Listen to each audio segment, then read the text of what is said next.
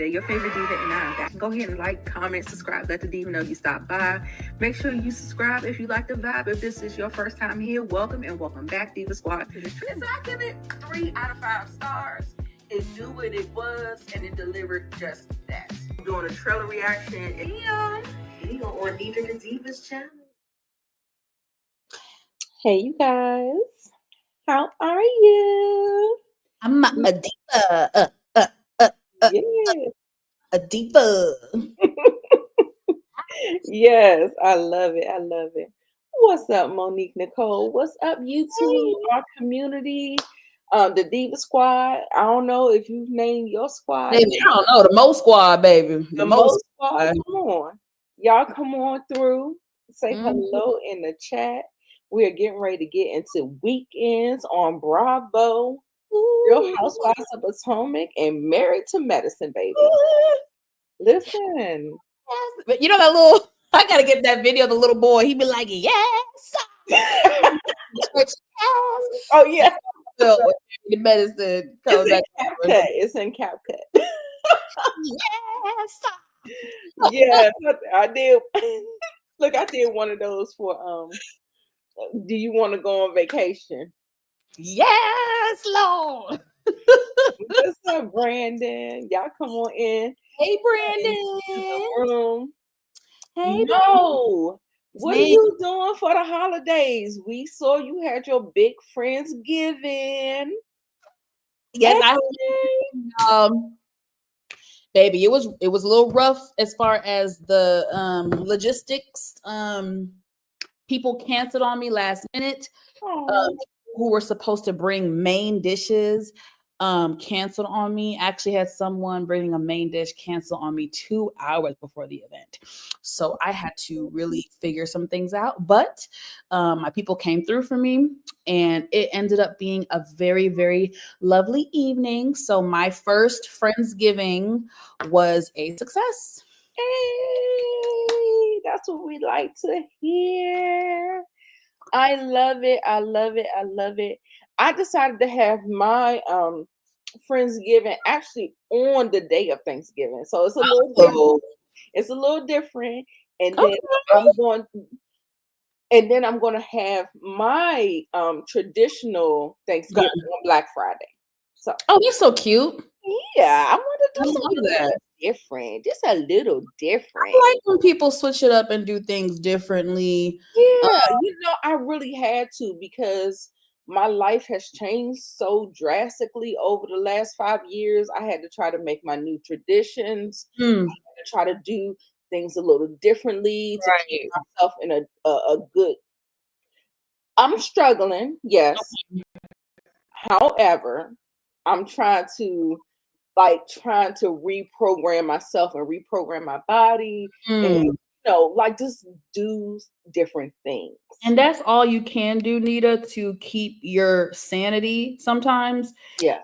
Is, allow yourself to feel it and then pick up the pieces and try to create your own new normal. Yes. And that's how I feel like we kind of have to do, in different aspects of our life. Yeah, absolutely. Because what I've noticed, like over the years, the invitations that have been sent out, they be like, well, I have my own plans. They may have boyfriends, girlfriends, whatever. You know what I'm saying? And they just can't make it. So let's just make it a different day. I agree. Let's just make it a different day, and let's see if if anything will change. We'll see. We'll see. Hey, Tamika Boo. Hey, Miss Kara. Yes, we see. I want to know in the comments, and Nita, because Nita be cooking. What y'all gonna cook? What y'all cooking for Thanksgiving, honey? What's on the menu, Nita? Because you be cooking, Nita. The people don't know. You be cooking. I love to cook. I love to cook. That's why my house is mainly the staple. Okay. Like every year, I usually always cook everything. Okay. But I mean, my aunt, she does cook as well. But she is not super close. 100%, so she cannot. Well, I'm not saying that she can't do it. I'm saying I won't allow her to allow her. You want her to just yes, we are kicking our feet up. Yeah. We are having a good time this Thanksgiving. So Good. I'm just happy to have another Thanksgiving with her. Yeah. And so we just breaking the ice, y'all, getting y'all in here. Come on in the room, share the video, y'all. Real Housewives of Potomac and Married to Medicine was fantastic today. I mean, this weekend. Yes. We have to get into some things. You know what I'm We saying? got some things to We got discuss. some things. We do have some things to discuss. And the first on the menu, of course, as you can see from the title at the top, is Housewives of Potomac. I'll be hosting that one. Monique Nicole will be doing Married to Medicine. But yes, what's up, everybody? Hey, DeMarcus, I see you in the comments. What's up, DeMarcus? Yes. We are going to get into it. So let me, without further ado, because we do have 2 shows to carry, so we have to get through the things. Okay, so let's go ahead and get through the things. Okay. All right. So we got Real Housewives of Potomac. I think it was called Thriving, Surviving, Conniving, something. Shout out to Belle. I think Belle said conniving, but something close. It was something. Girl, Ashley. Girl, we gonna get to you in a minute, okay? We got to talk about Miss Ashley. We have to talk about Miss Ashley, but first of all, GNA, I'm still trying to figure out what is GNA. What are we doing? Just like Wendy said, why? What is going on? Have you seen their website? Have you seen anything that resembles a brand, a something or another? I am so confusion. I need somebody to help me out with this because it's definitely confusion. And I'm sure it was even more confusion for Wendy and them because I feel like the timeline of GNA's fashion show from last season wasn't that long when they filmed this scene. Right. So I'm sure the ladies were confused. Now I will say, I think that, why are you laughing? I think Ashley and Gizzard are doing a smart move by keeping it sporty and leisure wear and health and fitness because that market is always thriving. It's very marketable. Absolutely. So if they play their cards right, they can expand. They can expand into smoothies and the powders, the energy powders you put in the water bottle. There's a lot that can expand outside of just clothing. Again, that health and fitness and leisure wear and yoga pants and that you can really make that. I agree. I don't agree. I just feel like I don't know. I just feel like it's lip service, if that makes any sense to you. Does that feel? That's my assessment based on their little fashion show and what they had on the website, and then they're making this pivot. Okay, I got you. I got it. Health and fitness and health and wellness is a ever blooming because of societal norms and all of the things or whatever. I understand that, but I still feel like, are we going to put something behind the actual just saying that we're doing it? And I feel like we're still at the She by Sheree. Yeah, I think we're still. They're 10 years ahead of She by Sheree because it took She by Sheree about 15 years. Yes. Okay. So we did see all the ladies show up aside from Karen, because Karen has her own struggles, which we will get into. Yeah. However, we did get TJ at girl. I'm gonna tear TJ's ass up. When it gets to the party. Yes, ma'am. Yes, mom. Yes, mom. I'm gonna get to you, Mr. TJ. Yeah. I say Miss. Well, I don't want Miss Gendy. Mr. TJ, we gonna get to you. baby, you irk my nerves. And then also too, they was trying to say that Karen was dealing with her own things. I think they even said like a little prayer for her and all this other stuff. However, we had a situation where Mia, nobody asked, Mia comes up.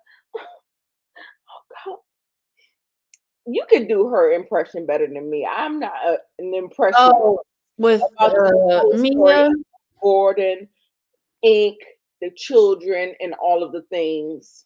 Okay, so we're ready to go to when they, because well, you want to talk about that? You want to talk about Ashley's?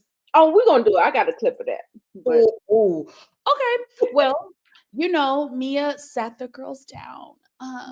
Ladies, I just want to kind of talk to you guys real quick. I'm gonna try to do this without crying. I gotta get a tiny violin. I have to get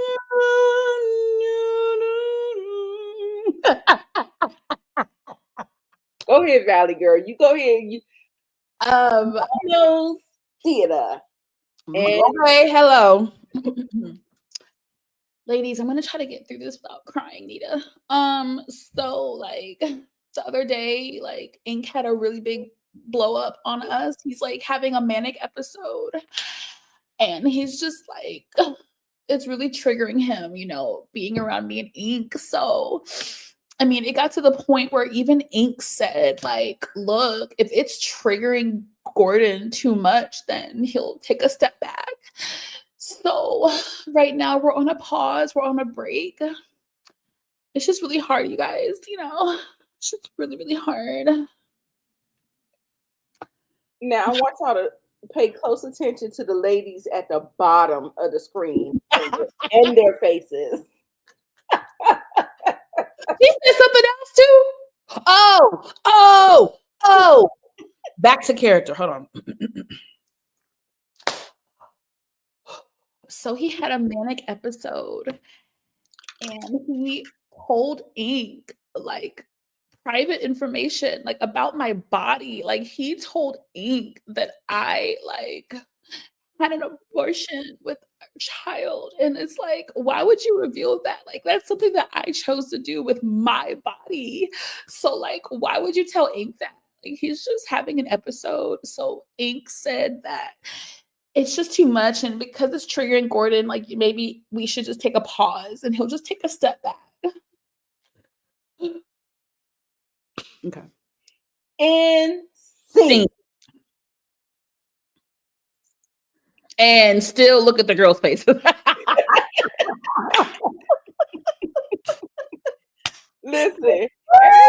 y'all know Mia be lying. Mia be lying. So listen. We sitting up here like, girl, what? And then what makes it so rich is that later on in the episode, we see Mia, after she says she's taking a pause, she brings the ninja to a whole event. Girl, what? Even the producers was like, well, how long was this pause? Was it 48 hours? I think it was within the same week because the girls were like, you just like it wasn't no 2 weeks later. I think it was a few days, like a couple days type within the same week. It was a mess. That's what I gathered when I watched it. Yes, absolutely. Y'all know Mia be lying, y'all. Y'all make sure y'all leave in the comments while we're down here. Because sometimes we forget about the ratings or whatever. So y'all make sure y'all put all that in the comments down below what you rate the episode. I thought it was a kiki. That's all I can say. I mean, I just thought it was a kiki. Okay, so then we are going to Ray and Karen.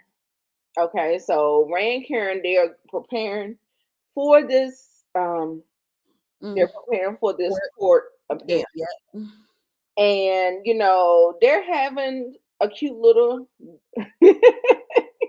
you get a show of 10, Brandon. Okay, baby. He said because they're so beautiful. They are they are beautiful. This is a beautiful group of women for sure. Absolutely. Her lawyer ends up coming over and they're talking about their strategy and what they're going to do and what this is about to be about. I think this is when they came back to the house. I think they came back to the house and they were saying that it went the way it was supposed to go. We're trying to kind of drag it out just a little bit. It's been, foregone, and we can worry about a little later date or whatever. Yeah. I think that this is a strategy to continue to have Karen not speak on it. I don't know. I'm not. I feel like this could be, La Hoyas. They try any type of thing. So maybe they want this to be done during the off season. Like once they finish filming. And then maybe this is way above Karen. Like this is way above. Like this is just how this is how the legal system is in certain cases like this. Okay. You see it all the time. You show up to court and you be like, well, damn, what the hell was the point of me coming? You got to dismiss me in less than 10 minutes. It's just this stuff does happen. And a lot of times they do postpone these type of cases because on the grand scheme of things, it ain't that serious compared to all the other more severe cases that they have to try.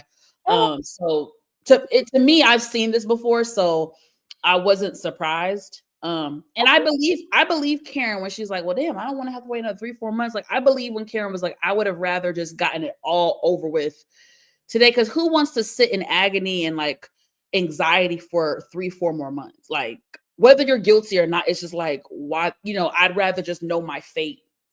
Okay. Then and there. That's just my take though. Yeah, that's cool. I ain't no lawyer, but Yeah, we cool with it. I'm cool with it. What y'all think down in the comments? Y'all let me know. What say you? Okay. Now, I will say Karen's outfit is definitely giving me Wednesday Addams. Yes. Come on, Addams. I'm not saying it's good or bad. I'm just saying it is giving me that. Yeah. I got that. That's cool. All right. So then, oh hey, you feeling this confessional? I think first of all, I'm gonna call her Kay. That's her nickname. Kay is a beautiful woman. Like she is stunning in my eyes. I think she's a beautiful woman. The high cheekbones. I love the hair. I'm biased because I'm not a fan of the super high shoulder pads, so I don't like that. But her in white, if I could just take the high shoulder pads and just like cut them and give her like an off the shoulder or just a regular strap, she looks beautiful in white. And her face and her makeup and her cheekbones and her hair, girl, giving. She's a beautiful, beautiful woman. I thought this confessional was beautiful.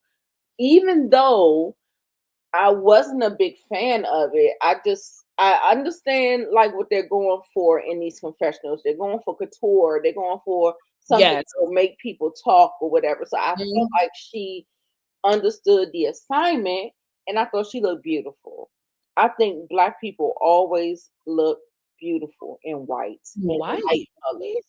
It just makes the skin pop, you know what I'm saying? So like a stunning angel. Now, oh Lord. What did you think about this whole Mia and Kay? I can't wait to tell you what I think. I was like, what? I said the way she just did you last episode or the last 2 episodes, whenever they were in that place at that vacation house, drug dealer girlfriend humping on you, doing all the things, whatever. I think Mia is just a mess. She is a mess all around. I mean, she's an entertaining mess. Let's get that straight. She is an entertaining mess. However, she is a whole mess. And Kay, I don't want you to get involved with Mia because Mia only looks out for Mia. Mia only has her own intentions, and Mia be lying. Like, how can you have no? Just no. Kay, just heed my warnings, girl. Girl, just heed my warnings. Where my thing at? Lie. Guys, it was all a lie. She lied. It was all a lie, baby. So I'm gonna offer a different take. Okay. Now, I agree with Nita's warning. Have to watch out, but I'm not worried about Kay. You know what? So when I first saw it, yes, I was like, WTF? What the y'all kiki? I had the same authentic, normal reaction as you. Then a couple minutes into watching it, I said, you know what? I like this. Let me tell you why I like this. Okay. Unlike previous seasons of Potomac, hell, even Atlanta, one thing I like about this season with this cast, they are not holding grudges. Okay. The way the previous girls are. Mm-hmm. I respect Kay so much for having the emotional intelligence and bandwidth to be like, I got my good eye on you. We had a moment, but I'm willing to let it go. Okay. and forgive it and let it go. That is what I can appreciate about reality TV. Not, of course, from a viewer standpoint and from a producer standpoint, because that way, y'all, can you imagine how exhausting? Come on, if they hold a grudge on every dispute and argument they have, it would be draining. So the fact that Kay and Mia were able to kumbaya, okay, we came for each other, we went for the jugular, we're gonna let bygones be bygones, we're gonna be cute and kiki. I loved it for the longevity of the show and the season, and just to not harp on every single argument. I needed it. So yeah, that was my take. Okay. All right. Point taken. Got it. So we get into the girls and they're there. And there was something said. They wanted to check on Karen. They know that it is her court appearance, and I guess they're there in solidarity. And somebody says that we should call Karen. Who said that we need to call Karen? Giselle Gizzard. Giselle said, Gizzard said we need to call Karen. And I believe it was either Mia. Oh, sorry. I think it was Mia that said, well, why don't you text her first? Because she might be drunk. Terrible. And this is when I'd have to cuss Mia the F out. You raggedy. I said, Kiana. Raggedy, trifling bitch. Wendy did not approve at all. Wendy did not approve at all. Now her good Judy, Stacy. Now what about Stacy now? What about Stacy and her comments? And Mia said, if Karen is, what should say, if Karen is not drunk, then I'm celibate or something like that. She alluded to something like that. And then Stacy was like, okay, girl, well, no. Stacy was saying that she doesn't drink anymore. She was like, she never drinks around us or whatever. And she was like, well, if she is sober and she not drinking no more, I'm celibate. And then Stacy was like, girl, well, I guess it was something. I don't have any notes for it, but it was just crazy. It was crazy. I was just like, it was very classless. I was here for Wendy. I know Wendy is going to take it, the bone carrier. She's going to take that bone right on back to Karen. And Karen is going to do what Karen do. And pop. She's going to come guns ablazing. We do know that that's how Karen worked. Okay? Now listen. Mm-hmm. This was a mess. It kind of displayed Stacy's fakeness. Yeah, this is what Karen, if you guys, watch any of like the interviews that Karen did leading up to the season, she told viewers, that's basically, I'm paraphrasing, but Stacey starts out as my friend on the show, and then we see a different side of her. Yeah. And this might be the start of what Karen was alluding to in those interviews. I do want to say something. I have a problem with the jokes. I feel like we as people, we as a culture, we as society, we are Joke about the wrong things. insensitive to alcoholism specifically. And it bothers me because I don't like it at all. And there's several examples from even other shows that I could bring up, but I'm going to keep it on Potomac. The previous episode when Karen sat down with her nephew or cousin or whoever that young man is, very attractive. I don't know if he plays for my team or not, but he's very attractive. When she sat down with him and he started crying because he was on the phone with her. Yeah. During the crash, and we learned that Karen was basically having an emotional breakdown, and he was comforting her. She's crying, she's frantic, she's having an emotional breakdown, and he hears the crash on the phone, and to see him cry, that changed the whole thing for me. That changed the whole thing for me. And something that Mia said when they were out of town about like, and of course, I don't think she was being sincere, but when she was like, if Karen needs help, like I get it. It was the anniversary of her mom's death. So when I'm getting all of that now, I'm like, wait a minute, you guys, we have to be a little more sensitive to this. Yes, Karen is very dismissive and she's very old school. She has that Phaedra Park essence of, you're not going to see me sweat. I'm never going to cop to anything. And that is a very old school mentality. But I do think we owe it to Karen and other people who are struggling with substance abuse to be a little more sensitive. So I'm not fond of the joking of it. I'm not fond of the laughter. It's very sensitive, and I'm not fond of the low digs and the she's alcohol. Because if she is an alcoholic, allegedly, if she is a freaking alcoholic, is this how you treat someone who is an alcoholic and is struggling with substance? That's not what you effing do. Yeah. I wouldn't be that mean to a stranger, let alone someone who I claim to be my friend or to be in my circle, in my group. I wouldn't do that. So we really need to take a step back. I don't like it. I don't like it now. I don't like it anymore. I don't like it. Got you. Absolutely. And I 100% agree with that. What up, Doe Brills? What up, Doe? Detroit.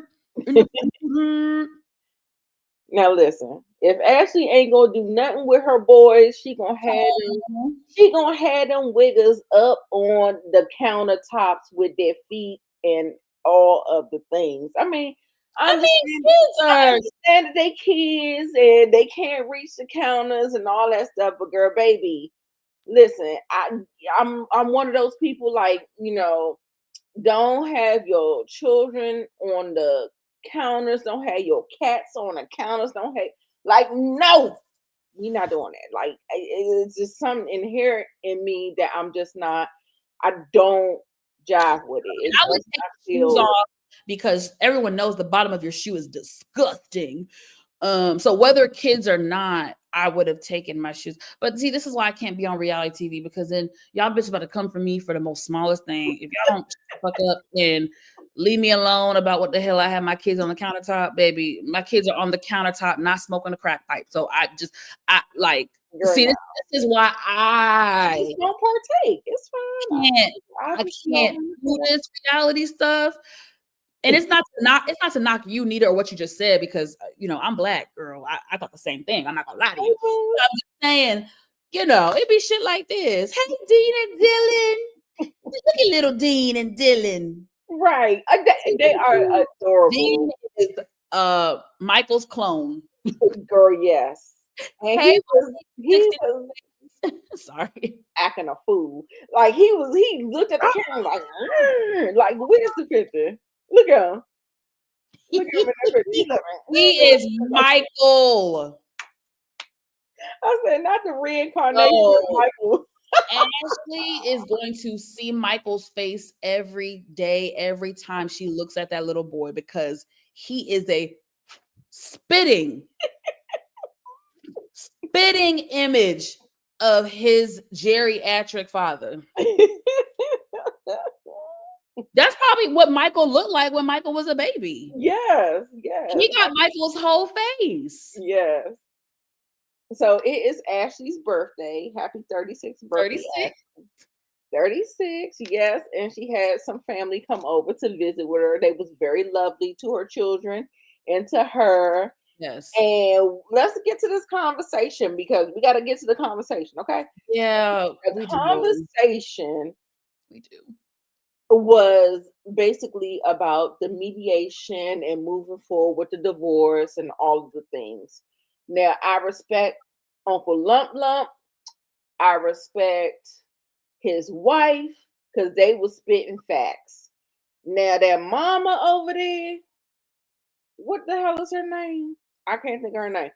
That mama over there, girl, zip it.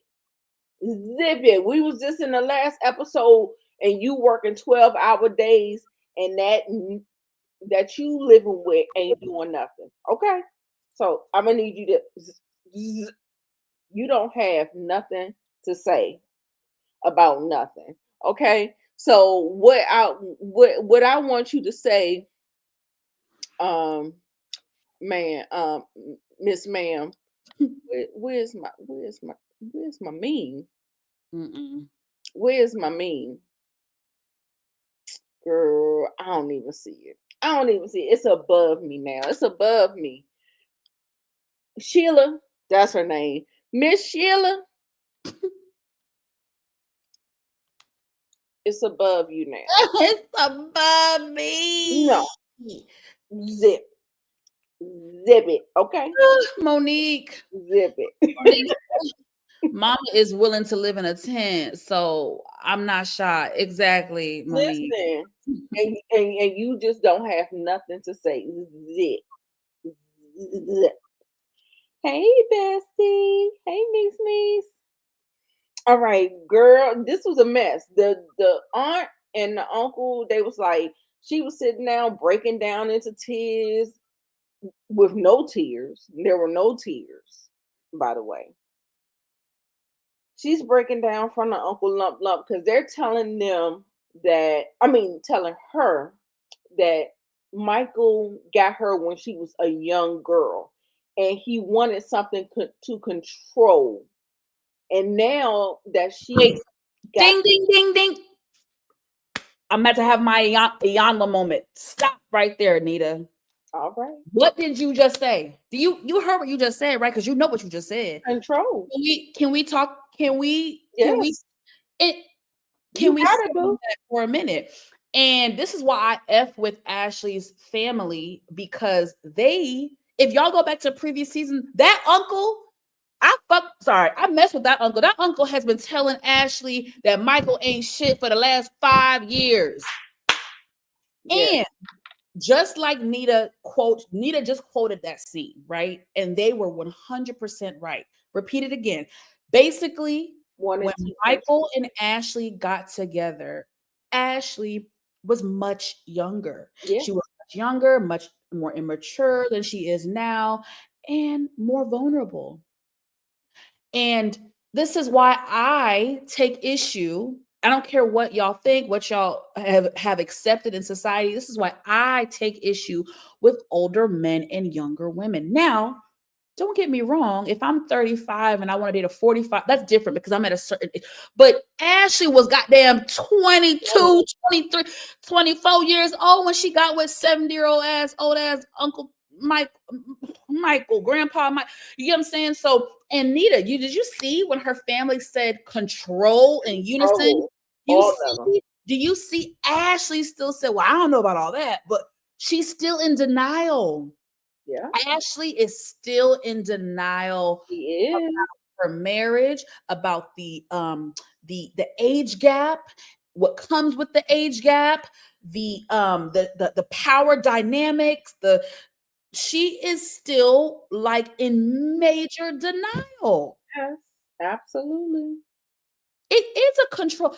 Michael felt like he could control Ashley for a long time in their relationship. And what happened? This happens, y'all. We've seen this time again. You grow. And then these ladies, I know they're here for our entertainment, but these ladies are getting at least the Potomac girls. If they're not getting $1 million, they're getting at least that 700,000, 800. They're getting a shit ton of money, you guys. So what happens now? Because this happened with Nene and Greg, and Nene has admitted this. And we forget now the age gap with Nene and Greg may not have been as significant, but there was still an age gap. And just like Nene and Greg, and just like Ashley and Michael, the men were the breadwinner for years. Yeah. So you have an older man who comes from an older generation, and he's the sole provider, and he is the breadwinner. I don't care how you try to slice it, women power, women. I don't give a F how you want to slice the cake. There is a power dynamic, and I'm not saying every man in that situation is I'm the man, hear me roar, because they're not. But in most cases, you see behavior like this, i.e. Michael, i.e. Greg Leakes, rest in peace. You see it, you guys. So I appreciate Ashley's family. Ashley is lucky to have a family like that. Even though her mom is unstable, and she doesn't have a father, she has been blessed with a supportive family who loves her, cares for her, and it's going to hold her accountable and tell the truth. Sadly, Ashley was so stubborn throughout the marriage and still is stubborn, because if she can't see that there was a control issue with Michael, then. And she still doesn't see it at the end, at the divorce, she still doesn't see it, or she's still kind of in somewhat of this denial. I don't know if she's really fully ready to move on. She's not. She still needs that security. Like sometimes when people transition, you know how people transition between relationships and they have to kind of secure something else, almost like when you're working a job, right? You're working a job. Ooh, I don't like this job no more. I gotta secure something else. It is almost like that whole dynamic, and I feel like maybe because she hasn't secured anything, that maybe she still feels like she's kind of beholden to him for a little bit or something. I don't know what it is, but it's weird. So at first, listen, I'm gonna be honest. At first, hey Steven, I thought At first, I thought, damn, I'm sweating like a crackhead, y'all. At first, I thought the delay was for financial reasons, and we know two things can be true at the same time. Yeah, I also, now learning more, hearing the uncle, hearing the comments from last season, this season, I also think that it's a couple things. I think it was the financially. Hey, Ingaboo. I think it was financial reasons. I think it was, obviously being saddened that your marriage failed and is coming to an end. She has 2 children by him. 2 children by him. I also think I know she has abandonment issues from not having a father. Her father slamming the door in her face and not wanting anything to do with her. Yeah. It's all of that. And Michael served as a father figure and a husband for her. So I think it's all those emotions. And when she broke down in the kitchen, I feel like she had a very real moment. I know we've been joking for the last how many years that she's with Michael for the money. I think that Ashley did love Michael. Now I think, of course, agree. I think the first few months of dating, she was in it for the money. But like most women, we can kind of fall in love with, you know what I mean? It's absolutely possible. I think she fell. I know I'm a woman. I've watched Ashley for almost 10 years on TV. I know she loved Michael and his shriveled up balls. I know she did. And when she broke down and she was just like, knowing that this is like the mediation or whatever is the last time I could see him and like the last time we were married, that is sad. And I think a lot of us, we've become very desensitized to divorce because it's so frequent and rapid that we forget. No, it's heartbreaking. You know what I mean? I genuinely believe that most people, when you take your vows and you walk down the aisle and you commit, that you go in with good intentions. You go in thinking that this is your forever person. I genuinely believe that most people think that. So not with an age gap like that. I do not believe that was the intent.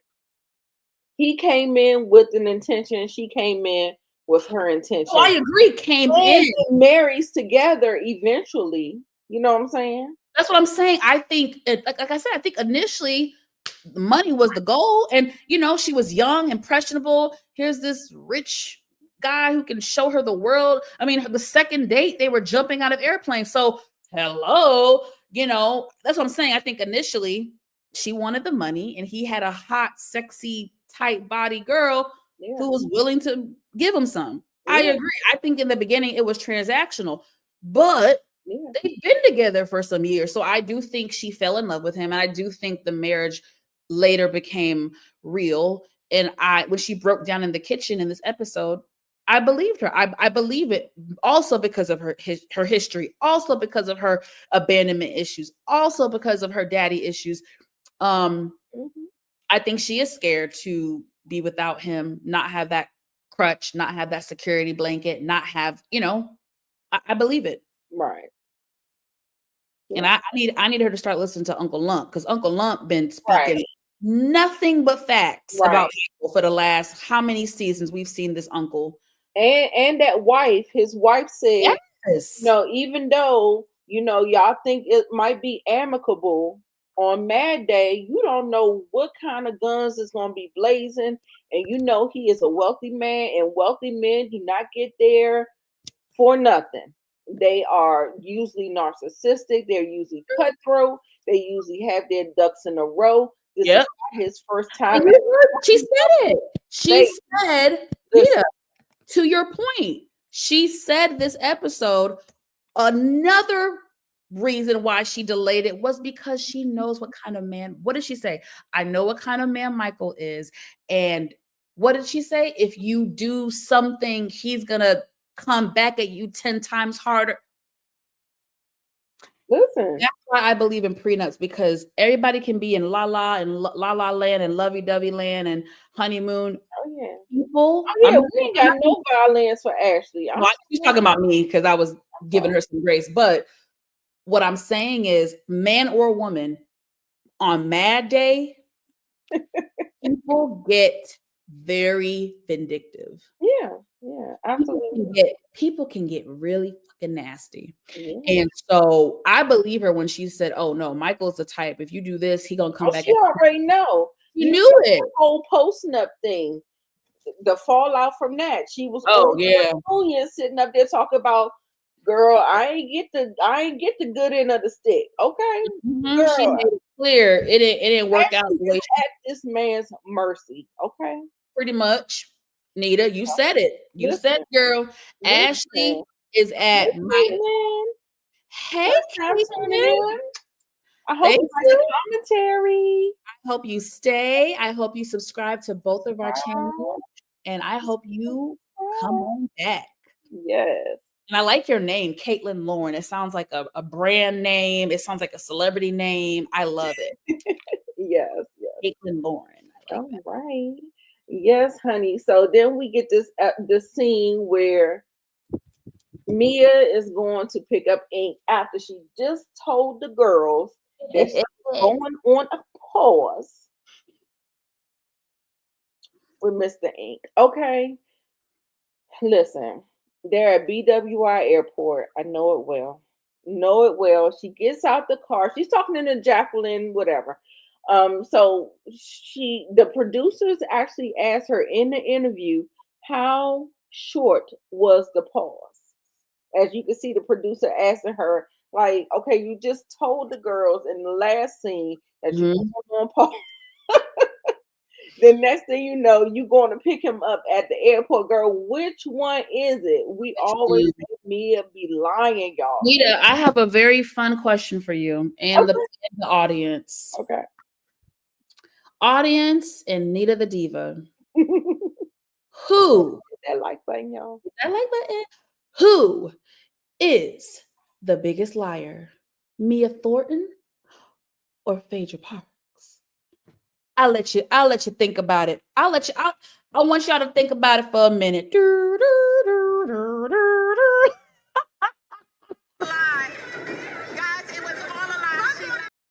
It's all lies, baby. It's all lies. I don't know which one is which. No, I have my answer, and I agree, Caitlin. I agree. I do think Mia is the bigger liar. I think Mia is the bigger liar, because Phaedra's lies, while I don't agree with anyone lying, I can wrap my head around Phaedra a little bit easier. Phaedra is the self-proclaimed Southern Belle. She's very old school. She grew up in Athens. I live in the South. I know how it is down here, especially back in the day. You have to remember Phaedra's parents were pastors. So Phaedra became a lawyer.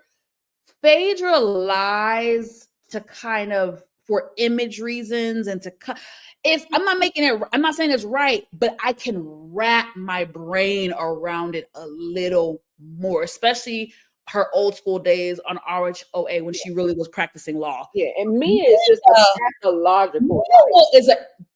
Thank you. Mia is a pathological liar. Mia will walk outside and tell you the sky is red. She will tell you the sky is bloodshot red, bitch, and I will be like, bitch, is blue. Like Mia is such a different type of liar, and I guess the term, like Nita said, it's a pathological liar. So that was a fun little question I thought about. So I'm cute. Yes, because we're going to get into Married to Medicine, and what I will say. For Phaedra, I feel like she doesn't try to lie. Like I feel like she be on the back burner, and then somebody is pressing her, and then she don't know how to answer it, so she just tell a lie. She just tell a lie. She may feel like it's a little white lie, or like I feel like hers aren't as damaging. They're not as malicious as Mia's is. Mia seems like she don't care about her kids. She don't care about her husband. She don't care about her boyfriend. She don't care about her girlfriend. She don't care about nobody, y'all. She don't care about nobody. Yo, I'm sweating like a crackhead. I'm gonna get my portable fan. I think this ring light. I'm trying to be pretty for y'all, but fuck this ring light, baby. Y'all gonna have to get me in the dark because I am having a hot flash. I feel like I'm going through menopause. Like, oh my goodness. Hey, I'm yes, Caitlin. I'm telling you, girl. Like, what are you talking about, girl? Oh my god, it's a mess. It's a mess. She is. Whoo, child. I know. I agree with you too, Inga. I agree with you too. I don't have a problem with Phaedra like I do Mia. I agree. Yes, it's just a church lady. Yes, my little church lady.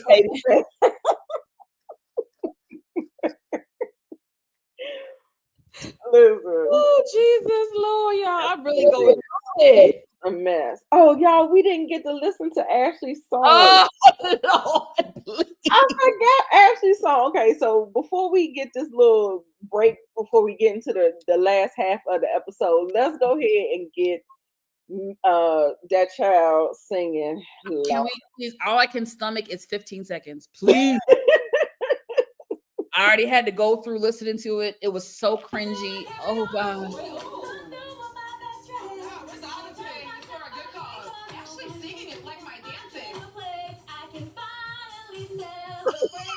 I think that takes a lot of courage performing that song in front of all of those people.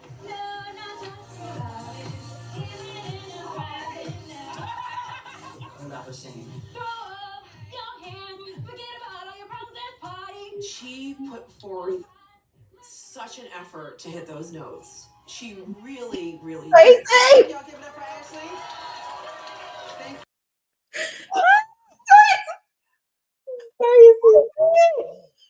Stacey, Baby, right now I live for Stacey. And from my Beverly Hills girls, Stacey has a little bit of that Kathy Hilton tease. Yeah. What's honky dory? Like, it's a very, I don't know what to name it. Aloof. Just aloof. Aloof. Like, over. Like we not, like I said, she not black like this. She black like this. In the words of Daniva, Stacey ain't black like this. She black like this. And I live for it, baby. You want to talk about black people are not a monolith? Yep. Welcome, Stacey. Bring out Stacey. Yeah, we are not a monolith. That was the best. Now, Ashley, I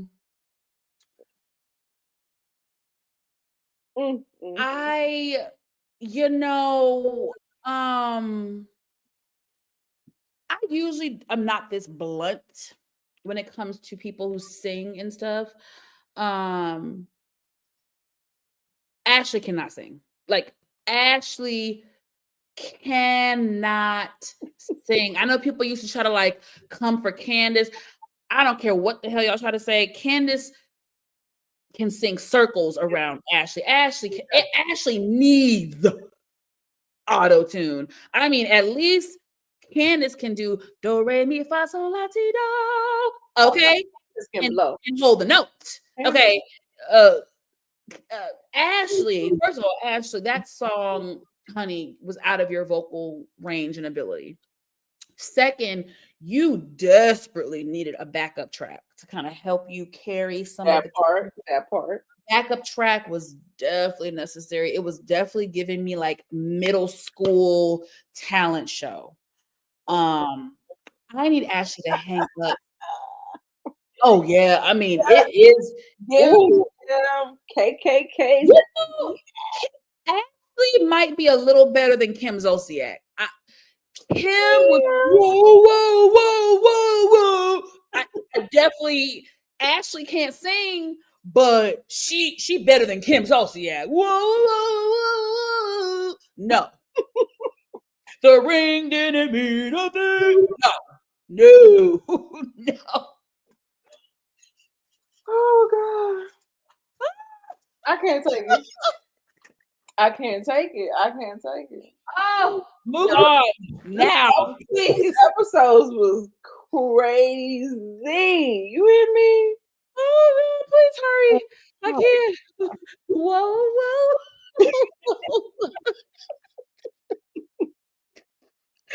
We're by RHOA. We're coming up on an hour. We still got married in May. Hurry. Skip this part. Go right to the party. Go right to TJ. Go right to the party. Is beautiful.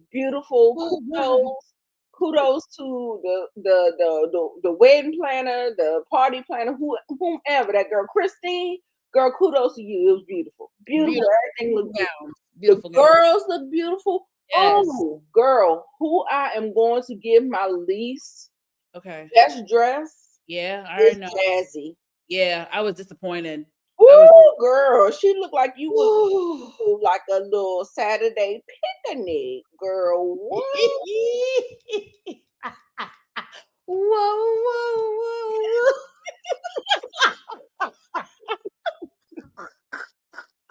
Oh yes. We cannot.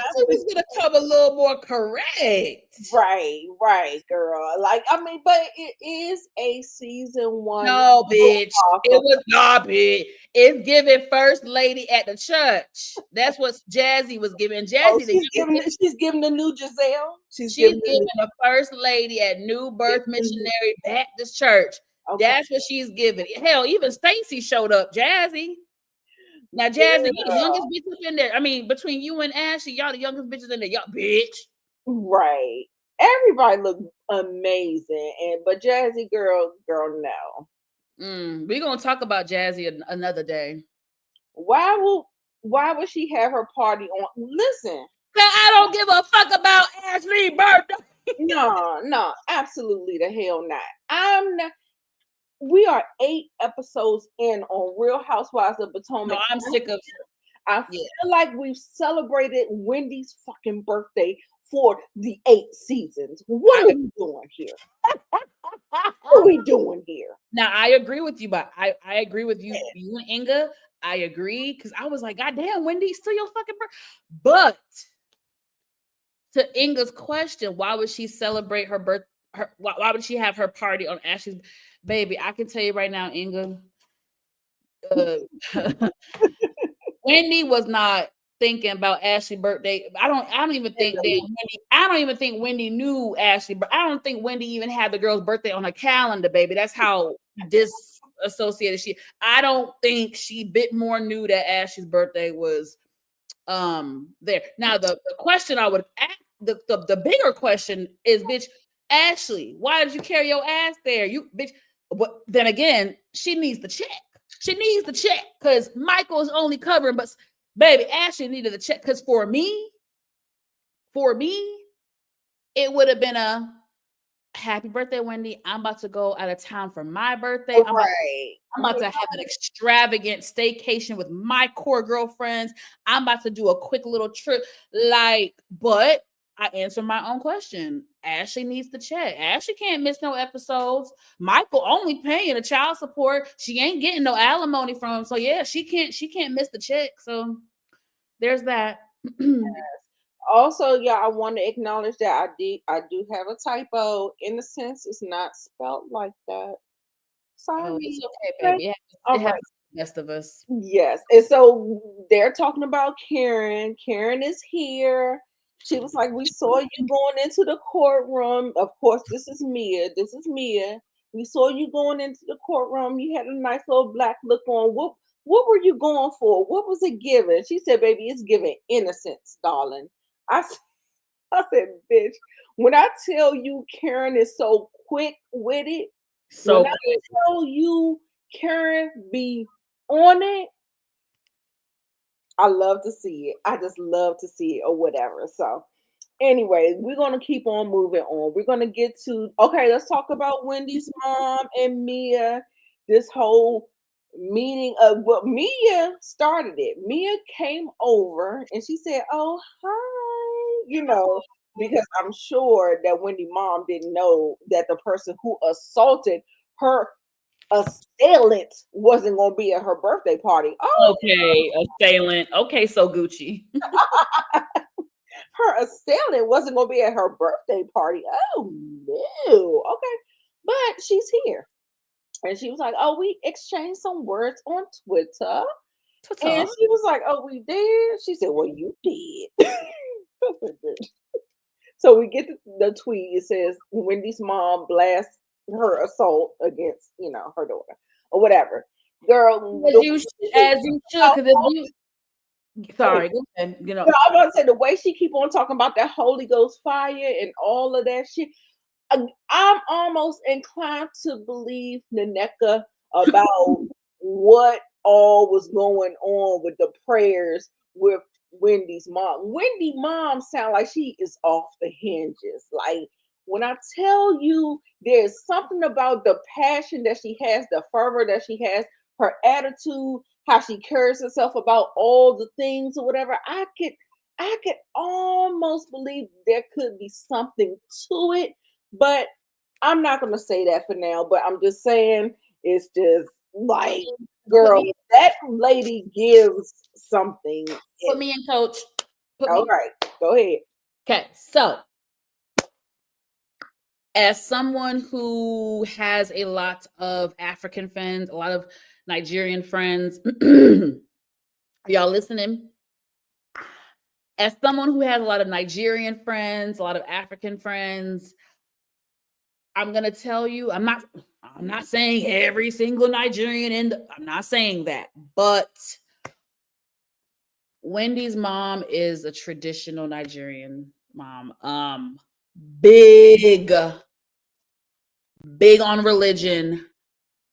Certain behaviors and mannerisms of Wendy's mom, I'm very much so accustomed to due to having a lot of Nigerian friends here in Atlanta. I'm just going to say that. So I wasn't there I don't know about the whole NECA. Oof, I have PTSD from that season. But the whole NECA thing, I don't know. But when Wendy's mama said, I praise to Jesus Christ is my Lord and Savior. She meant that because, baby, the Africans, they don't do that. They don't do all that extra rah, rah, rah. That's why it's very taboo. It's very, baby, it's Jesus Christ. She gives a lot. She Jesus Christ.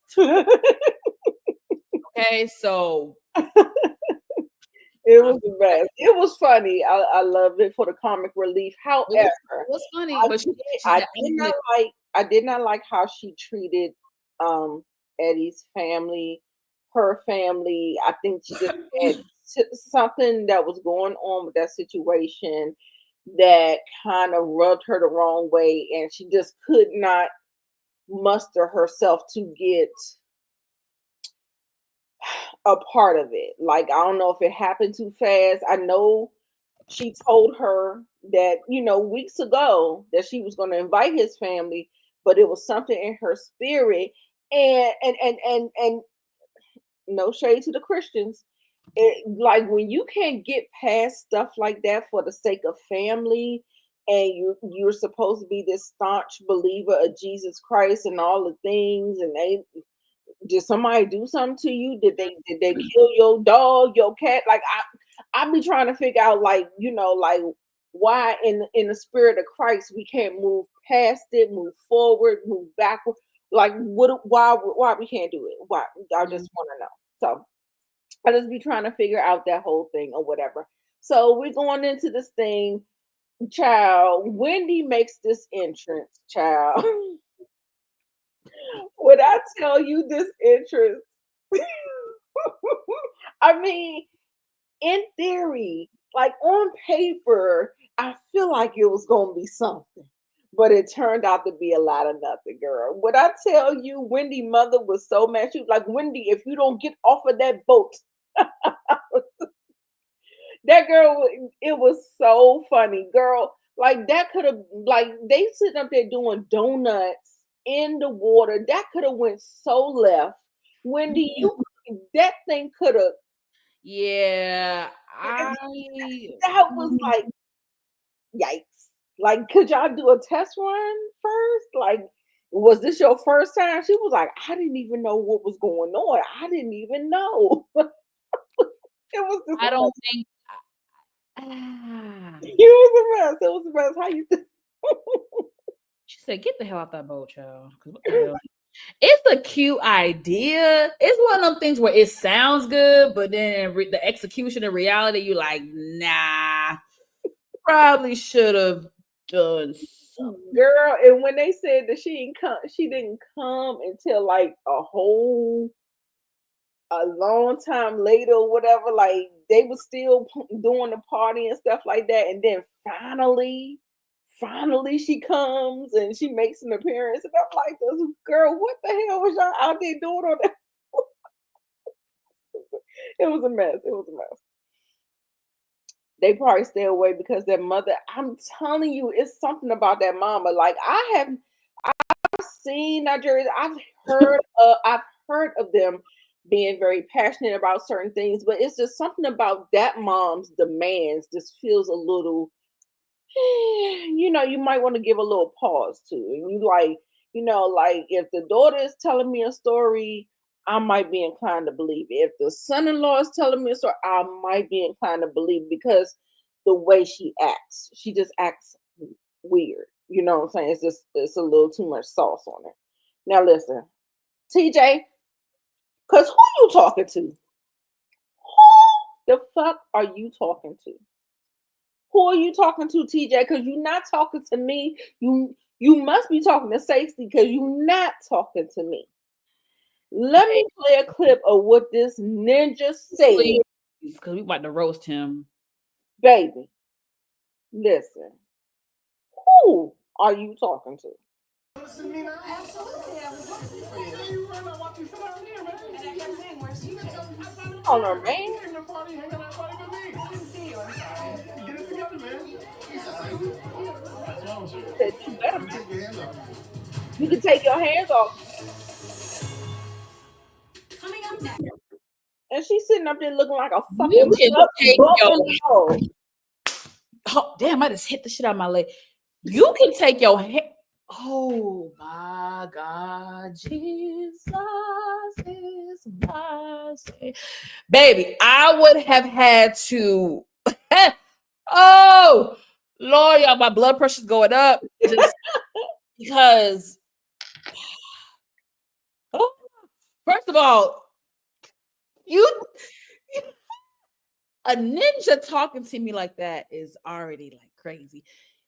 You got the mitigated gall to talk to me like that in public on motherfucking camera, and we are motherfucking mic'd up, nigga. It would have taken Jesus Christ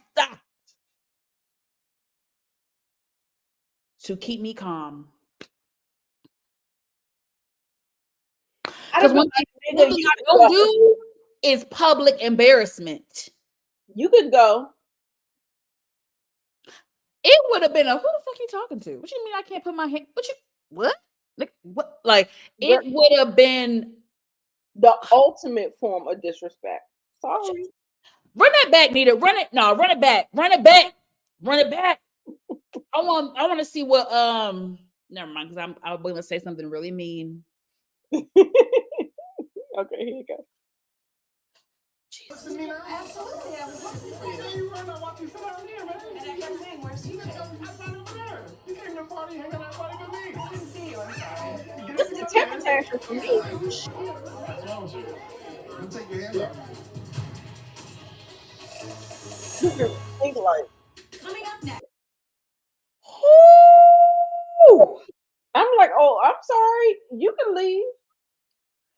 You having a whole ass temper tantrum? Are you kidding me? Are you a mother? How old are you? How old are you? Oh my God. How old are you? He called her man. He was like this. I was just like, so what? I'm supposed to walk around and hold your hand like you're a goddamn child? Are you kidding me? And she was like, "Oh, where's TJ? Where?" Not a no sex. He's a no having sex. Ooh. Let's move on because let's move on to Married to Meg because TJ got my blood pressure up. It was a mess. It was a mess. I got triggered, and that wasn't even my situation. I'm triggered. Okay, hold on. Because Ashley, what Ashley thinks she going to the Met Gala with that head crown, that head? Nothing burger. We already talked about. I love the dress. I love the dress. It looks great. And then also too, they talked about Mia, like, girl, why you lying? Why you just sit over here and just told us that you taking a pause and then you show up with this nigga? Anyway, the fathers of my children can get along.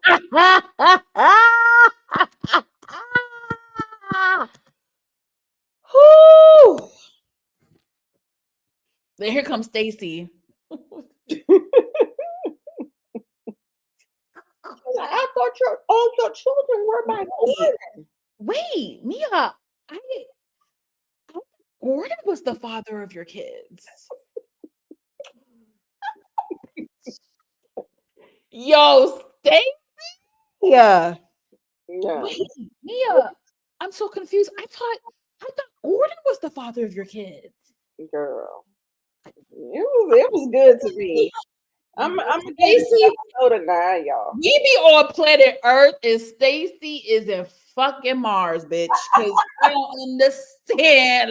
Like, you read the room.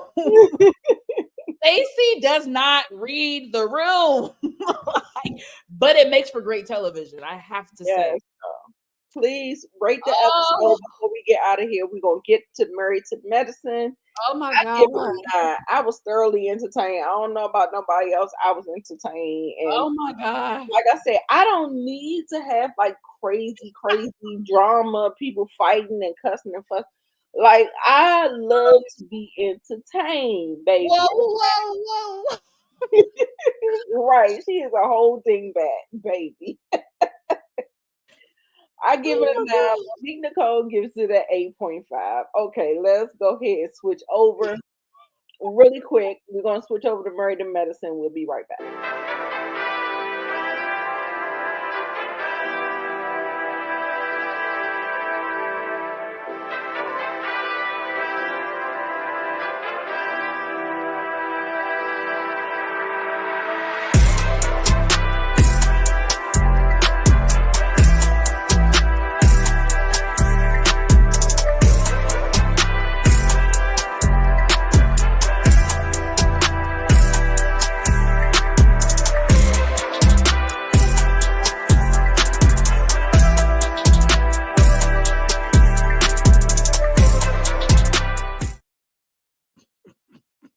Hey y'all, we back from Married to Medicine. You remove my comment of things. Hi. All right, so we all rated the episode. So, okay. So Married to Medicine, girl. Monique Nicole will moderate this one, and however, comma, it is kind of my. She doesn't know my vision, so I just kind of went through. So we're gonna try to get. Nita is the graphic designer, and her graphic designing skills are very advanced compared to mine. I'm in the intro class, and she's an advanced 1. So we're gonna work it out. I'm definitely gonna take over. Probably next week. I'm gonna host it, but Nita probably gonna do the graphics because I can't do this shit. But no, okay, y'all. So without further ado, my girls are back in the motherfucking building. So I think me and Nita are OG fans and watchers of Married to Medicine. I think we both agree that Married to Medicine is probably the or one of the most entertaining shows on Bravo. And sadly, it gets overlooked and underrated because it is not a part of the Housewives franchise. So for whatever reasons behind the scenes, Married to Medicine for a long time fell by the wayside.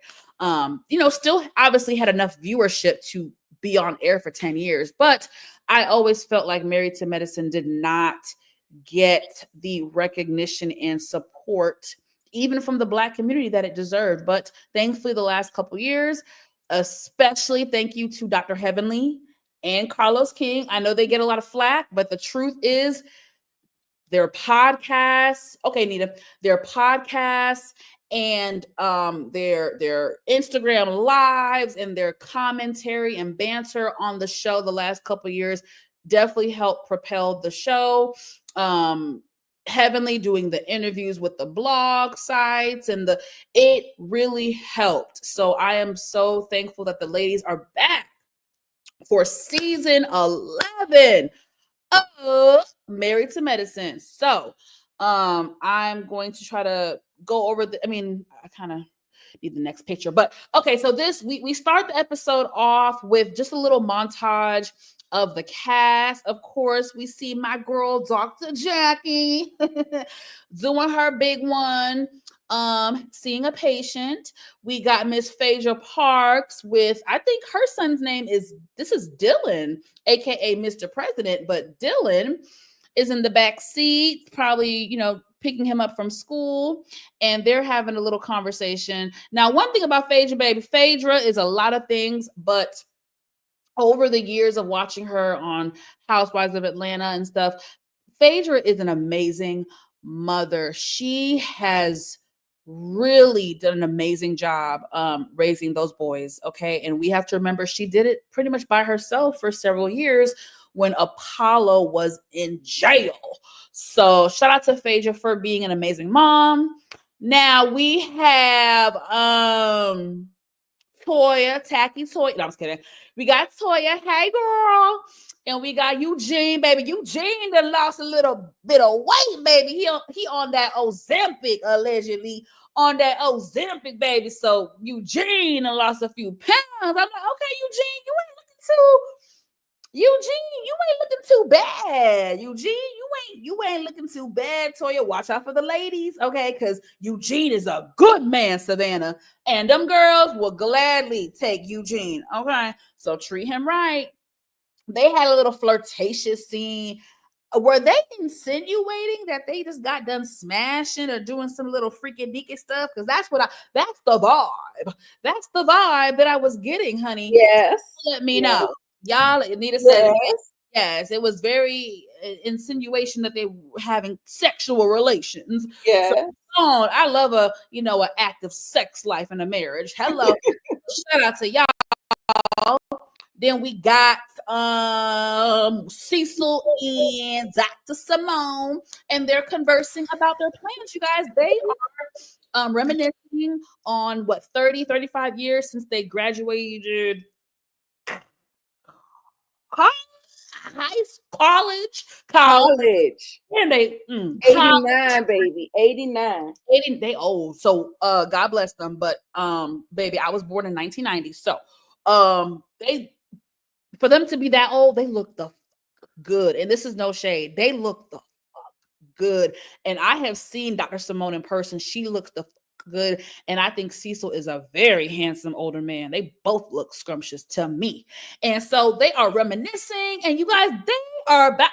Oh, Inga about to whoop my ass. I love you, Inga. My comment was for entertainment purposes only. I love you. Do not beat my ass. I love you. Okay. So the Whitmores are going to plan a Freaknik party. Okay. Now, Freaknik, y'all know Freaknik. It was popular in the ATL in the 90s, late 80s, 90s. We just had the Freaknik documentary that came out this year. So I love this idea. So yeah, and then we got Miss Qua. She got it. She got it. Hey, she's sitting up. She looking snatched. Let's go to the next scene. Okay, again, Miss Qua. She got it. She got it. Okay, so her only loyal friend on the show, Dr. Heavenly, came to visit Miss Qua in her beautiful mansion. And so they are having a little chitter chatter. Body is bodying. Okay, look at them cakes back there, Miss Qua. Ooh, Inga, send me them pictures, girl. I want to see, baby. I want to see. I know you had some little booty shorts on, shaking your booty, Inga. I know you was a little elite back then. So look at the cakes on Quad, honey. So because Miss Inga is stacked, baby. Miss Inga is stacked. Oh, Inga is stacked. I can tell. You saw her in person recently. I know Inga got a little donk back there, baby. Got donkey booty. Anyway, let me stop. So Quad and Dr. Heavenly are having a conversation, you guys. They are, rehashing kind of what took place at the reunion. And, Dr. Heavenly, and this is the side of her that I appreciate. Right. I said the same thing last season, you guys. She said, look, the truth is Quad hasn't done anything worse than what all these ladies, including myself, have done to each other. We've all done some effed up shit to each other. Yeah. We've almost gotten into fights with each other. We've called each other every name in the book. We've come after each other's marriage. We've done some pretty low down stuff to each other. So, and I, as someone who's been watching Married to Medicine since day one, not to say I remember every single minute detail, but I remember enough to know that Quad has not done anything more severe than the other women. And that's just it. And what they did to Quad last season, I thought was deplorable. I thought it was disgusting that you guys allowed her to come on a cash trip across the country, a 5-hour flight, maybe 6 hours because it's not LA. They went to Napa Valley. So further in California. So a 5-6 hour flight across the country just to kick her out in less than 48 hours Nasty work. was nasty work, bitch. You could have had me stay my black ass in ATL. Exactly. So that was disgusting. Them ostracizing her was disgusting. And then what Simone did, Dr. Simone did at the reunion was quite disgusting. I feel like that was nasty, nasty work, and it was intentional. Simone even said it that she felt like she had to say specifically the incident to really drive in her point. And that's diabolical to me. Because bitch, you did not have to say the specific tragedy that took place. And if y'all go back and watch the clip of the reunion, Quad asked that woman, she said, Simone, please don't do it. Please. Simone, don't do it. Please don't do it. Please don't do it. I mean, from an empathetic place. Yes. I just could not re-traumatize her like that. Like, thank you. Like, I mean, I understand like throwing something up in somebody's face, like, oh yeah, but I did this. Okay, but what I felt like Simone was doing, no, it was low down and dirty. She did it because she cared more about proving a point than she did about She always want to be right. Do you always want to be right, or do you want to have your friendship intact? Thank you, Anita. And so I want to address something, and this is why y'all, I swear to you, I am not being biased. This is why for this season, I understand Heavenly is someone that a lot of people do not like. I am asking you guys, for those that don't, please watch her lives, even if you watch for 20 minutes. When she recaps the show, Heavenly gives a lot of details and insights and behind the scenes. She gives a lot, y'all. She's the only one that fucking does it. And it's not that she's spilling any crazy details, but she gives context. So I'm just asking you guys, for the ones that don't like Heavenly, just trust me. If you don't want to have blinders on this season and you want to have a little more insight and context, please, if you can stomach watching her lives for at least 20 minutes, I promise you, you'll walk away being like, okay. I say that because when Dr. Simone is giving her version of what happened, let's rehash. I'm gonna try to do it quickly. Y'all know I'm long-winded. So she says to Cecil, we were fine. Even after I made the comment, Quad came to my dressing room and we were great and we were fun. And then all of a sudden, once it aired on TV, she let the fans get in her ear and then she switched up on me. That is Simone's take. According to Dr. Heavenly, I'm not saying she's just the, end all be all final word, but she's the only one that gives us fucking context. She, on her Instagram or on YouTube channel, she just said, I just watched it today, y'all. She said the real reason why Quad kind of pulled back from Simone, it wasn't because of the fans. It wasn't because of Twitter. It was her family.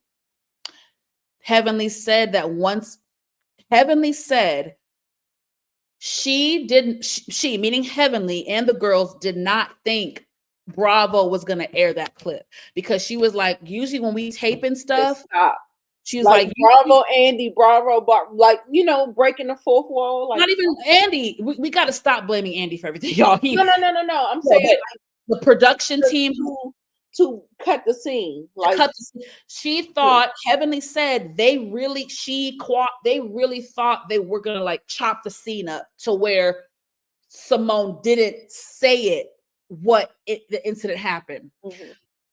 Once it aired, Heavenly and Qua were shocked that they kept it in there. So with them keeping it in there, That then one re-triggered Quad, and not only Quad's family was upset and hurt. They Right. were very, very hurt and affected by Dr. Simone's comments and the fact that Bravo aired that full clip. So that is more so the real reason why Quad kind of stopped the communicating and trying to rehash with her, because she got re-triggered. And she had to then deal with her family and their emotions, and because they didn't sign up for reality TV. So this is now out there again. You know, people, the news cycle, people forget shit. Some people didn't even know the shit happened. Right. So when it But came for me, yeah. I felt like everybody did know. If she alluded to it, which she did initially allude to it because it hit the blogs. Everybody knew. It did, Nita, but what I'm saying is people knew, but what I'm trying to say is everybody didn't know, because there's also a percentage of people who watch these shows but do not keep up with the fan pages and the blog. So No, when Simone said it again on a reunion platform, it just brought it back up. It gave it more ammo and fire and reigniting the wound. And then people, wait, what happened? Twitter, wait, what? I missed that. What? It just, but it's out there. But I'm just saying, like she, like I said, you could allude to it and you just don't say it.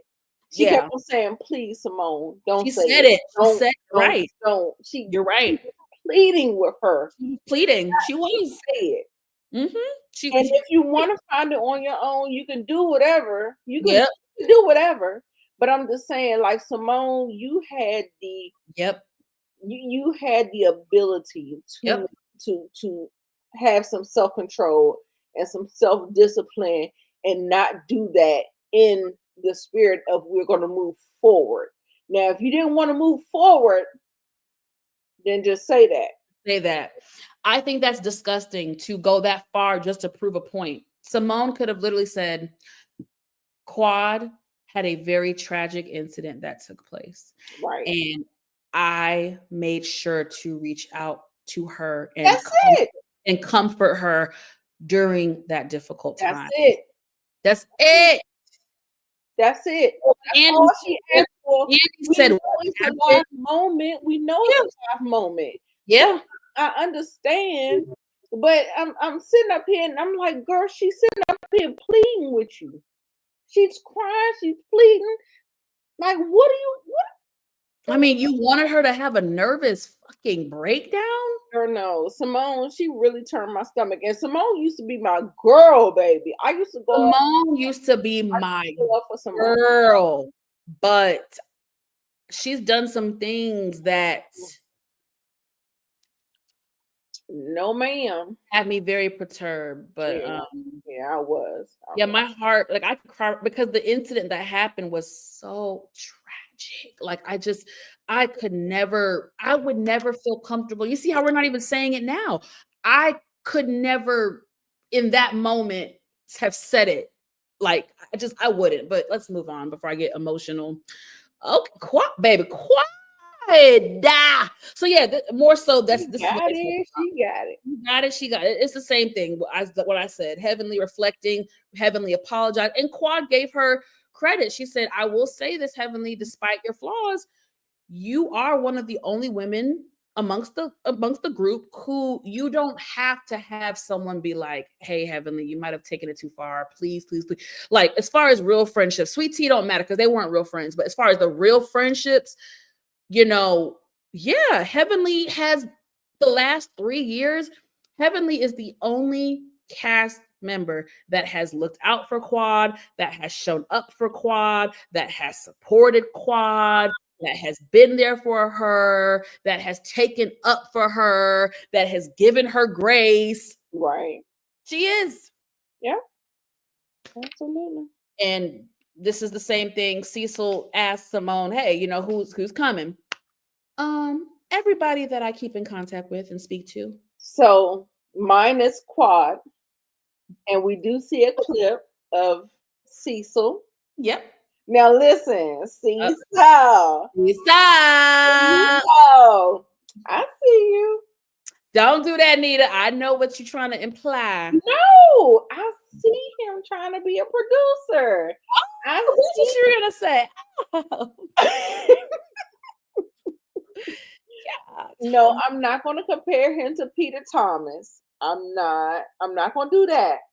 But Peter, he is dipping his toe I into don't think it's the a women's production thing. business. I don't think it's a production thing because how do I say this?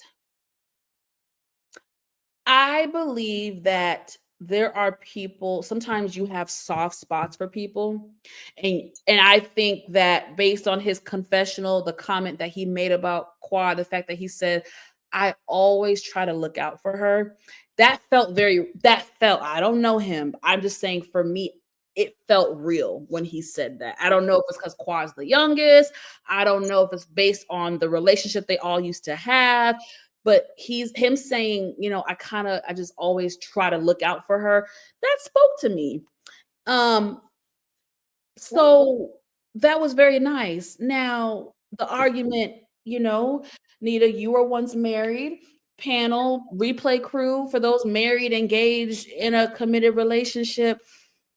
How pissed would you be if your partner, your spouse, your lover went behind your back and invited a friend that you're not in the best place with? Y'all don't hate each other. It ain't no nuck if you buck, but y'all not in the best place.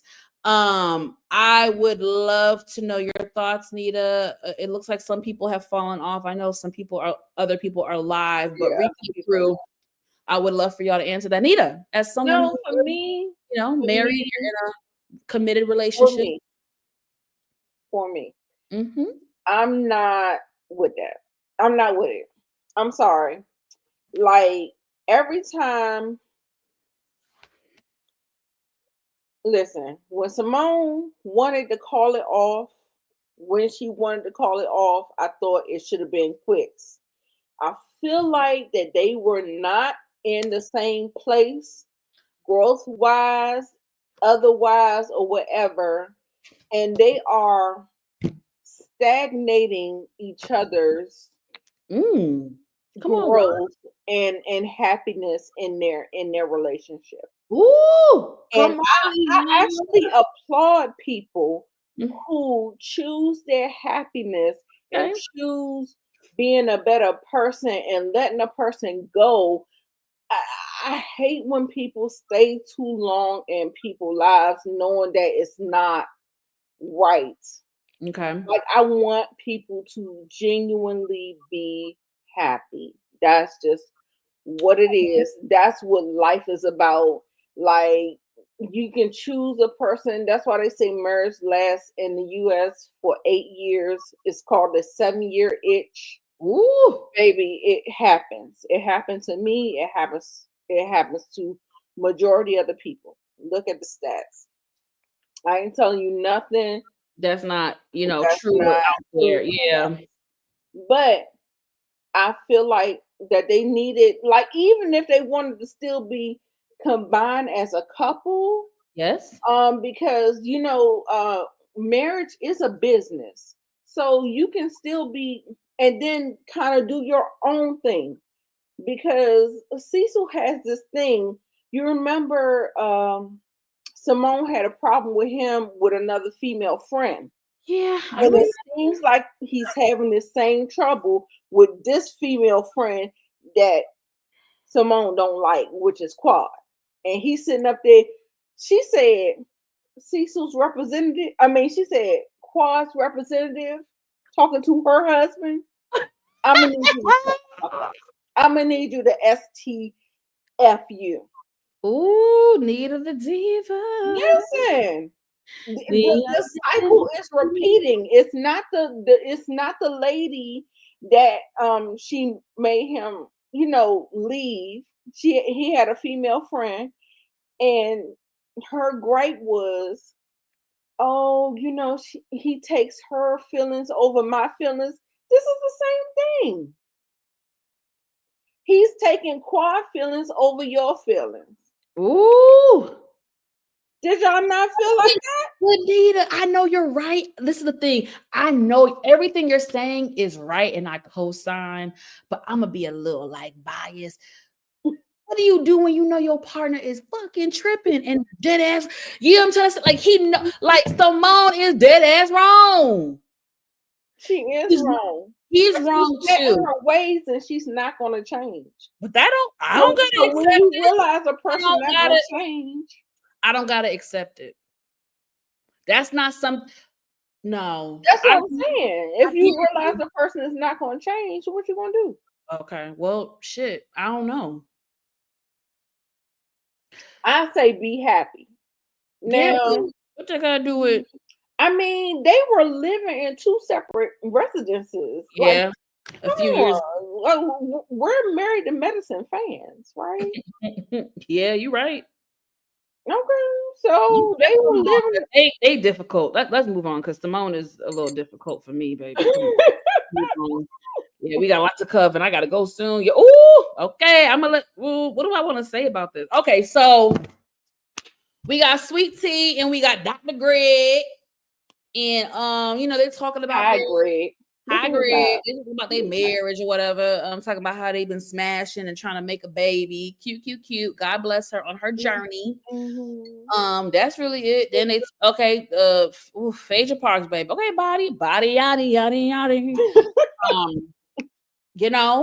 Phaedra, woman of many talents. And again, like I was saying when Nita stepped away, Phaedra is many things, but she is an amazing mom, and she did an amazing job with those boys, especially when Apollo was not present because he was in the slammer. So we have got to give her credit where credit is due. So baby Aiden, man, we've literally seen Aiden when he popped out her coochie, and look at him.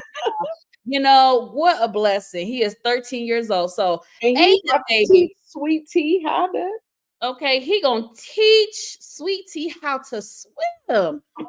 A teenager gonna teach this grown ass woman how to swim. Well, we know he's gonna be a lifeguard or he's gonna be a swim coach.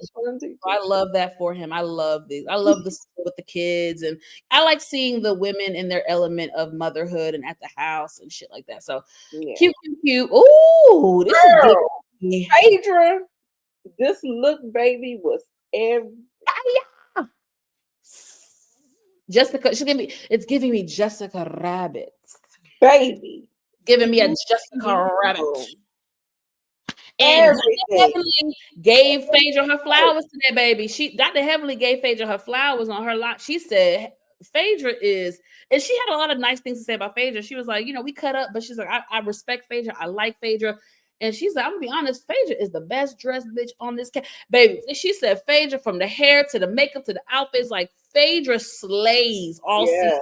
Heavenly said, baby, Phaedra had a rebirth or something. Phaedra used to have, Phaedra had the same hairstyles on Housewives of Atlanta for the first 6-7 years. She had the same little press out hairstyle, baby. Phaedra ain't put a weave in her hair until about, I don't know when, season 8, right before she got kicked off, baby. Phaedra really, I don't know what happened over those years when she got off of Bravo, but Phaedra, something snapped into Phaedra. I remember when she got her titties done. Of course, she denied it. No, I think it was when she got connected with Portia. It was something about that whole freaking frack. Yeah, she started wearing little weaves and wigs and clappings. Yep. So Phaedra giving an old nasty Jessica Rabbit. Let's move on to the next slide. Okay, cool, could care less. Okay, what I want to say is Greg sitting up there, his commentary, acting a fool, of course. But at the end of the day, yes, ma'am, Sweet Tea ended up learning how to swim. Clock that. However, what I wanna say to you, Sweet Tea, while you're in the pool with little Aiden, Okay. You don't see Phaedra over there with your man Well, outside. we gotta have a conversation. Shit. No. Shantae's got a man. I don't know what to tell you. I don't To give a watch shit. her because you remember the reunion. He said she was the one that he really wanted. Oh, Phaedra. So you better be careful. I'm not You gonna. better be careful. One, you could do that, or don't be telling Phaedra your business because that bitch gonna run back and tell Dr. G what you said. So whatever you want, however you want to do it, I know how people operate. I know how people operate. What you think? I don't necessarily agree because I feel like, I mean, shit, bitch, I'm not gonna be sitting in the pool for 2 hours. I mean, I don't have a problem. No, let me say that. I agree. I agree. Hold on. Let me. Can I? Just think. Can I? Okay. I agree when you said watch her and basically Phaedra would repeat to Greg what Sweet Tea. Hands down, I do agree with you on that. I basically agree with everything you said. The only thing I don't agree with it being a problem that they had a conversation. Like, I don't feel like that. We're filming a scene. They probably was there for two hours at least. We're friends. We're on a, you know what I mean? I don't think she cares because also Phaedra was one of the only people that was supporting their relationship and stuff like that. So I feel like Sweet Tea Sweet Tea feels like Phaedra is more so her friend. From what I've seen behind the scenes, social media comments. I'm cool with that. Yeah, that's all. I'm cool with that. Yeah. But let's hear another side. I do agree with you though. Let's hear another side. Like I got another side to that side that I already talked. Okay. I have another side. So yeah, they're friends. Yeah, you know. However,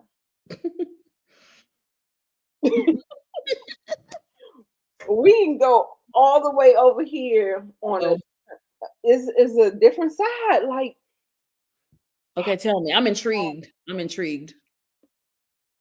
I don't think I'm not gonna say it. Ooh, I'm intrigued. I'm not gonna say it because I don't know if I'm gonna say it right. Okay, let's move on because we still got lots to cover. Right. But I am intrigued. But so yeah, no, this is the last thing they was talking about heavily acting a fool or whatever. Okay. Oh wait, I thought I had more. Dr. G looked good. He kind of lost some weight and got a little. My husband out of it, like that whole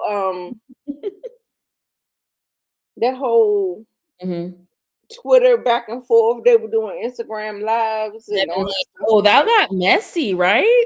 Yeah, it did. It got real nasty. I got more. Hold on. Everybody just left us in the wind. Yeah, I guess other people went.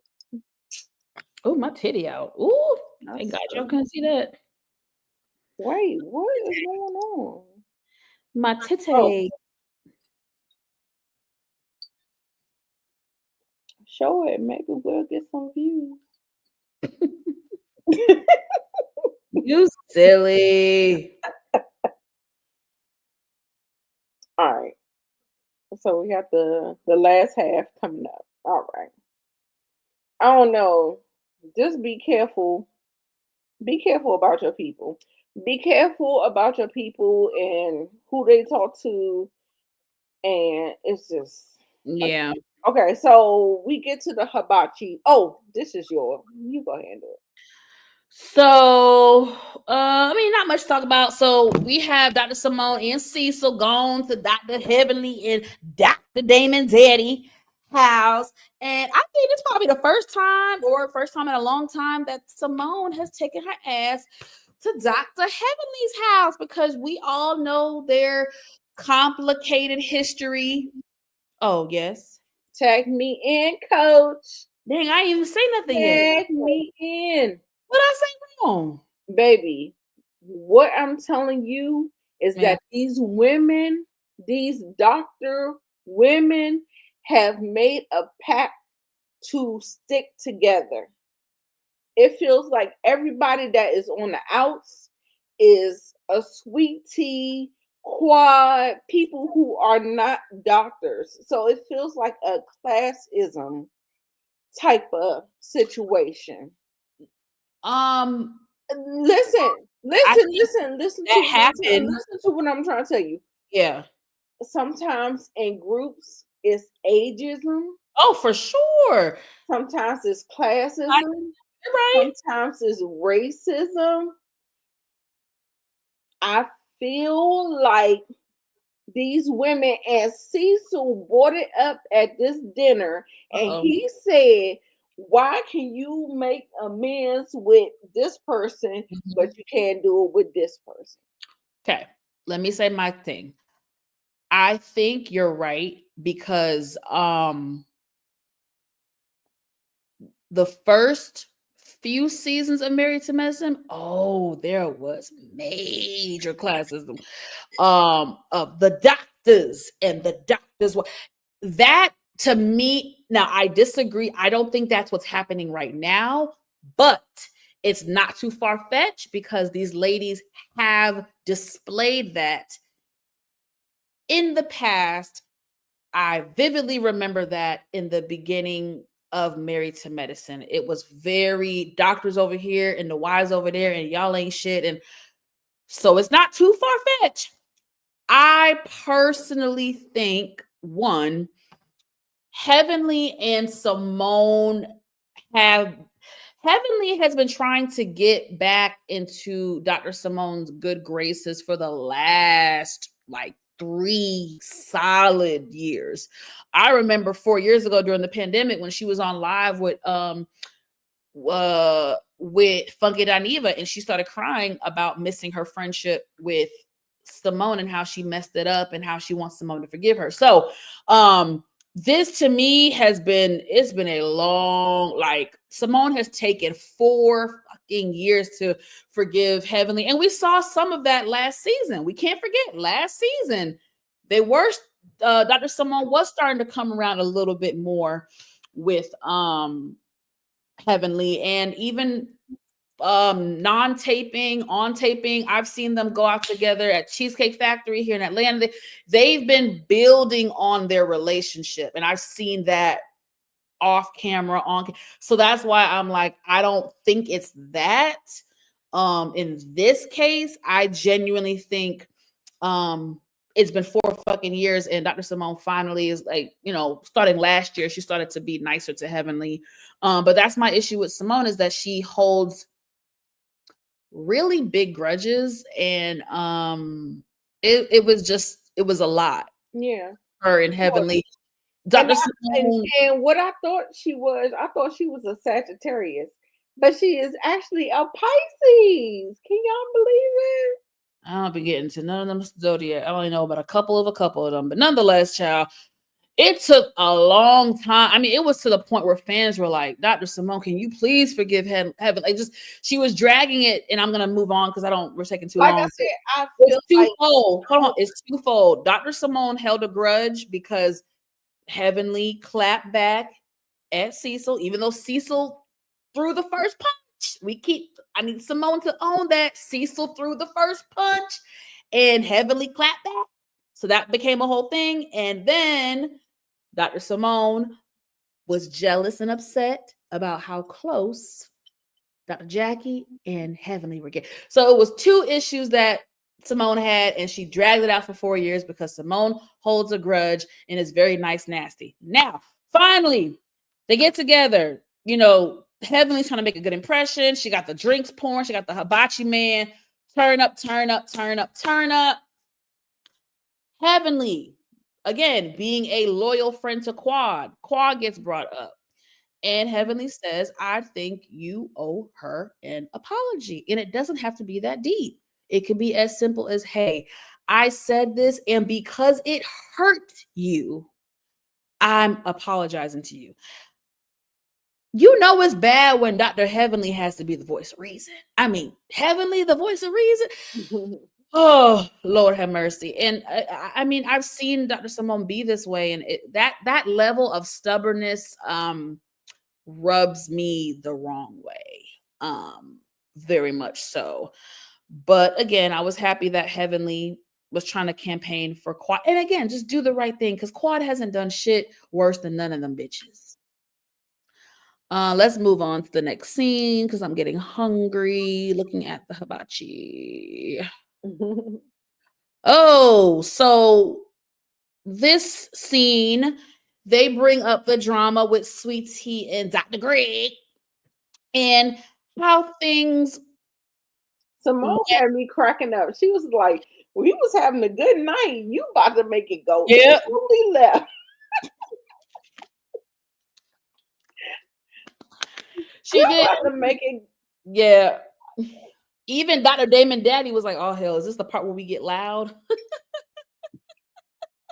In the words of Funky Donette, Neva, you about to thing. Okay.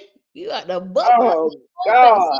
Story short, y'all, I really getting sick of this. Because again, with these reality shows, a lot of stuff bleeds over to social media. So I feel like I've been hearing about this for months now, and now we're rehashing it again because it's finally airing. But Nita remembers last season, during the season of it airing on TV, the ladies were very active on social media. Like Nita said, constant Instagram lives and comments and tweets, and it got very, very nasty. Specifically got nasty between Dr. Heavenly and Sweet Tea. I can't remember who threw the. Heavenly was being a little mean to Sweet Tea. No, Heavenly was the one. Yeah, I'm saying Heavenly was not nice to Sweet Tea. I don't know what the freak happened. I don't know what Heavenly started it. Heavenly started it. I said it. She started it. No, I don't. No, you said, no, Heavenly was not nice. No, that's Heavenly was mean as fuck to Sweet Tea. What do I always say? You need to start at the beginning of the story. That's what I'm saying. I feel like Heavenly started it because I'm gonna have to go back, but when Sweet Tea got on the show, Heavenly actually campaigned for her to get on the fucking show, and that's the true tea behind the scenes. For drama. Of course, I'm not saying the reason, but at the end of the day, she always had Quad. She had a soft spot for Quad.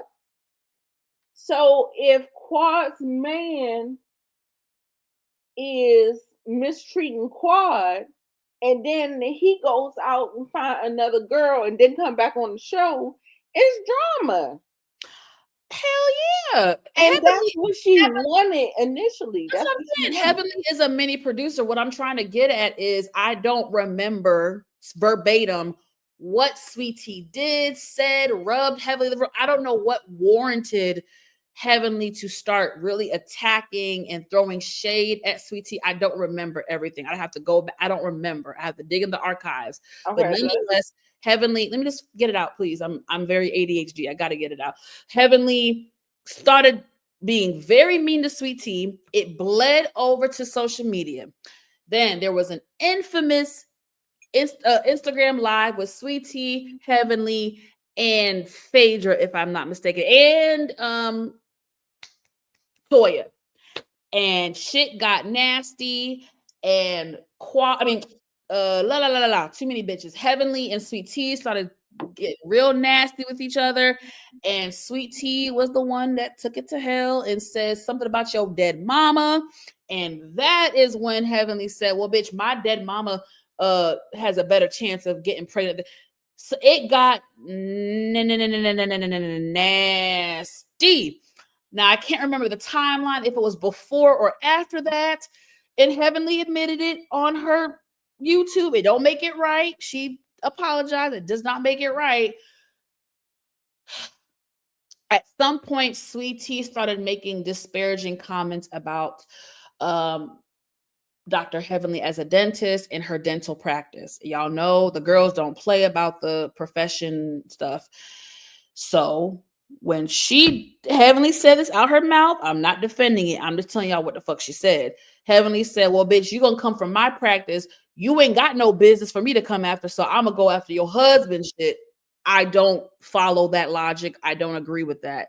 But that's how fucking Heavenly said it. She said, well, Sweet Tea ain't got no business for me to come after. So I had to come after her husband. And that's when Heavenly made disparaging comments about Dr. G's medical profession. So it just got too nasty. I need Heavenly to take accountability for her shit. And I need Sweet Tea to apologize for the dead mama comment. And can we move the fuck on? Because I feel like I can deal with Heavenly's rah, rah, rah. I don't give a fuck about none of that. It's just entertaining.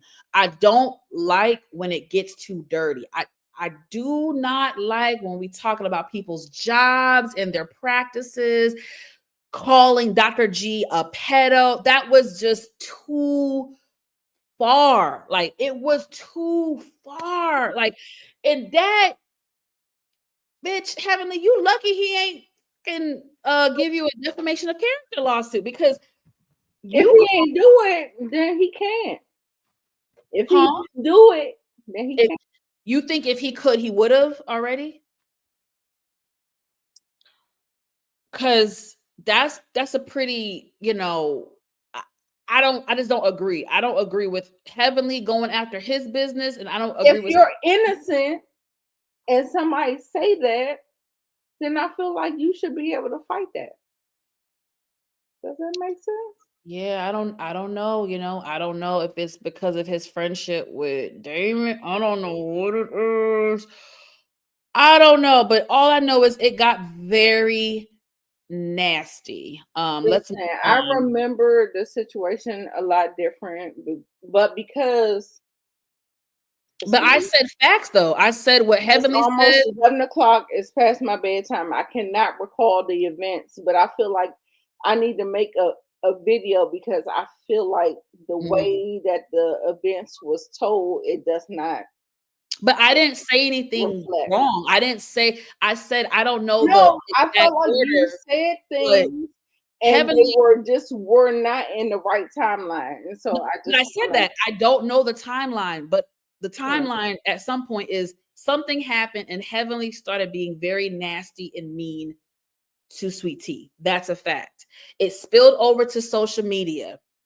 It got nasty on social media. The girls went on live. They made nasty comments to each other. Dead mamas, pregnancy. I mean, everything I said. Do you want to know what I think it was? And I'm just going. I'm not recalling it. When I recall my events, I'm gonna have them. I'm gonna have my notes. I'm gonna have whatever. Mm-hmm. Carlos King. Mm-hmm. Carlos King is what got in the middle of this. Okay. That caused a lot of confusion. Him, like, how do you be an executive producer? How do you be a YouTuber, a blogger, a podcaster? Like, how do you occupy all those spaces? You know what I'm saying? Like, I feel like your voice is it's a conflict of interest. Well, I agree with you. I feel like it's a conflict of interest. I think it's only a conflict of interest when he reviews his own shows. Him doing Bravo shows to me is not a conflict. He hasn't been with Bravo in 10 years. I don't give a shit about him doing Married to Medicine. But he had all Bravo people on his podcast. Yeah, but that's fine because he was a producer for many years. But what I feel is a conflict of interest is him sitting up there talking about Bell Collective, talking about Huntsville, talking about Melody, and I think that's when it gets to be a little murky when you're reviewing and commentating on your own show. But let's move on because we're dragging it and it's getting very late. Yeah. So the nasty comments. Okay. So they're setting up the party. Cool. Nothing burger. Let's just get to when the bitches arrive. So woo! I love the entrance of everybody. I love them in the drop top, you know.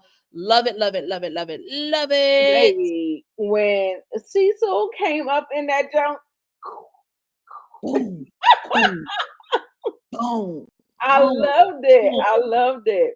And Heavenly's wig is giving me. It's supposed to be love back. all the names and all. I love it. Yeah, that's I got all cute. Is Heavenly supposed to be giving baps? I guess. Yeah, he's supposed to be baps.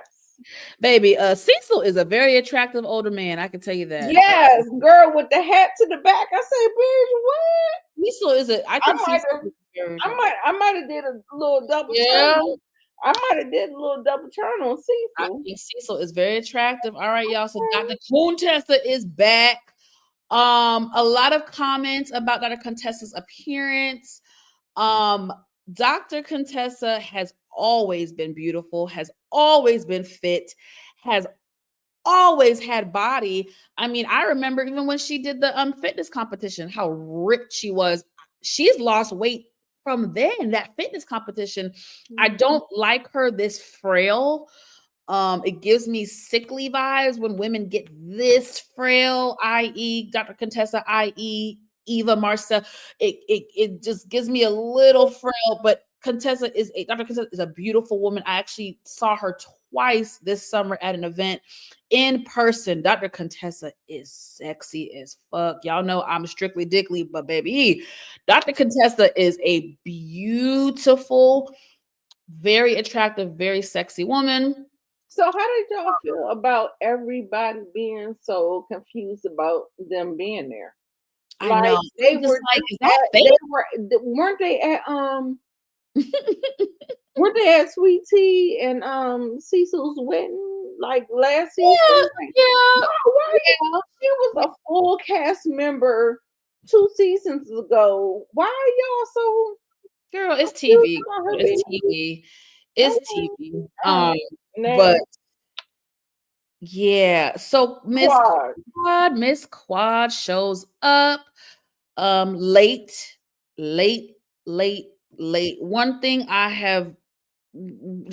One thing that stands true between watching Quad, listening to Funky Dineva comment, Quad is just that friend that's always going to be goddamn late, and you just have to accept it because she been late for the last 10 years and it's not changing. So Miss Quad shows up. We are very happy to see her. Her only real friend on the show, Dr. Heavenly, gave her a hug, greeted her, and her other friend, Cecil, look at that warm hug of them embracing. She said, "Thanks for inviting me." So I know Simone made a comment on the microphone saying, "Oh, it looks like we have someone who is extremely late, an uninvited guest." Well, she made her entrance, y'all, and Quad is back with the girls. Next slide, please. I don't know. I feel like Quad was mic'd up. She was there, and you think it was on purpose? Her being late might have been on purpose. Yeah. Okay. Hey, it ain't that far-fetched. Oh Lord, Nita. Oh, get your friend Dr. Scott off the stage. That's not my friend. Damn, between Dr. Scott and Ashley, we got some bad singing this past Sunday, didn't we, Nita? So Dr. Scott, y'all, he had that little one song a couple years ago, and they let him perform, and he hasn't let it go since. He thinks he is a recording artist. And he sounded terrible. The song was terrible. And I need him to let this go. Let this little dream go. Let this music. I'm gonna send it to the group. Even I hear that.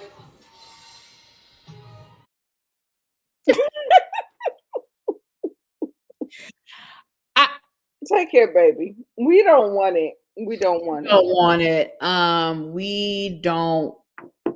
it. So, hell, the confessionals. That's it. It was like, did you buy his music? Eugene was like, I mean, I streamed it like once. You got one stream from me. One stream, and then that's, you got one stream from me. Oh, and I'm sorry, y'all. We forgot a major scene that took place at the party What? when there was a major confrontation with Sweet Tea and Dr. Heavenly. Now, I will say this, Sweet Tea, you know how Heavenly, you know how Heavenly is delusional about Damon. I feel like if Sweet Tea was gonna have Greg and Damon there, they should have went ahead and had Heavenly there. But nonetheless, they had a conversation. It was going smooth until Heavenly walked her ass over there. And it got a little rough. So Greg was basically saying, you know, I'm trying to hang in there and trying to overcome. And Heavenly said, well, I'm trying to overcome too. And there's a big discrepancy. This is the thing when there's a discrepancy within them about who started what, who said what, how it was said. Sweet Tea says, well, he never said anything about you and Damon. And then Heavenly said, well, you did. And then she said, you said this and that. It was not a productive conversation. It was a lot of editing. It was very choppy. It was a lot of mismatch of the timeline. It was messy. Yeah, I get it.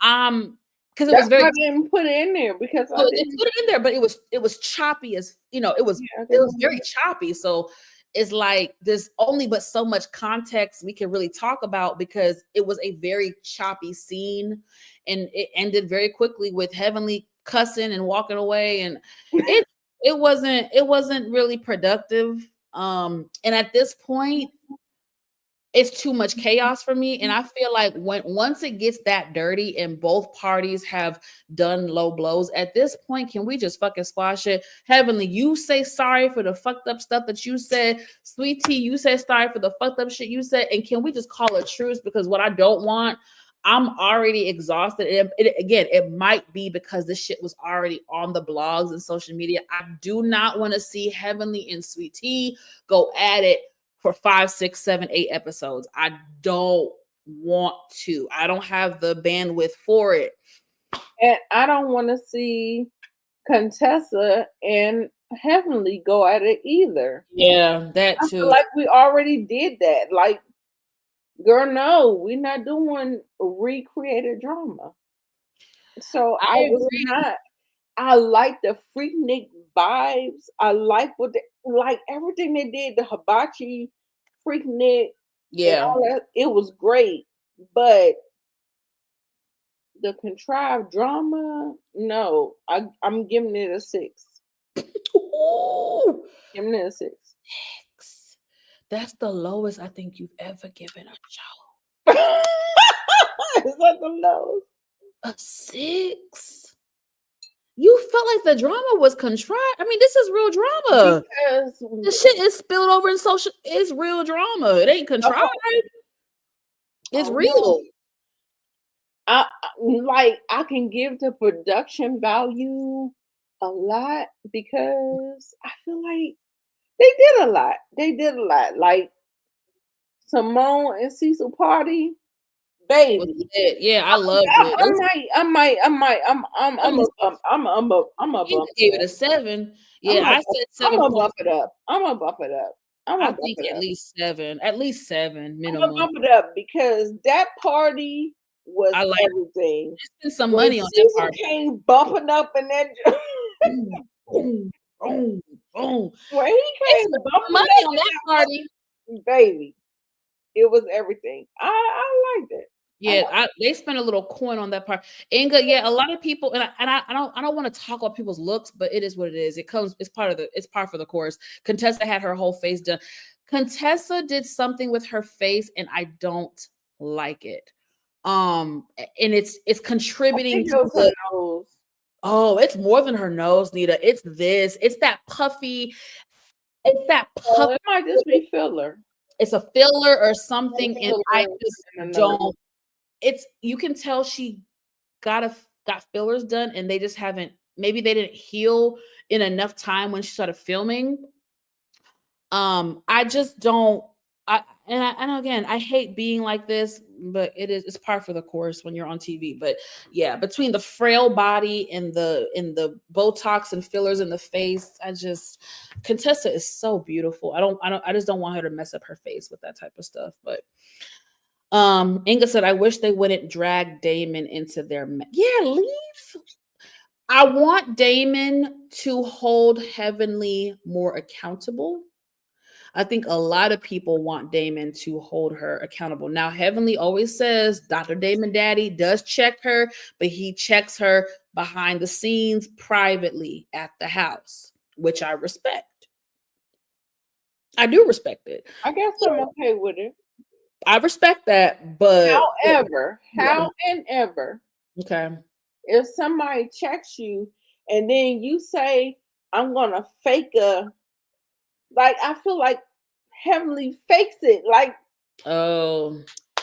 she said it in the episode. She was like, I done gave a lot of people fake apologies, but I mean this for real. So when are we supposed to mean it? When are we supposed to mean it? That's true. When are we supposed to mean it? Are you gonna be like me and be lying? Right, low key. Like, that's true. like, what are you talking about? Like, no. Like, yeah, no, I agree. We have to have a cutoff, and we have to understand where people hold people. But I agree. It's not like that. It's not like that, and you have to navigate that in life.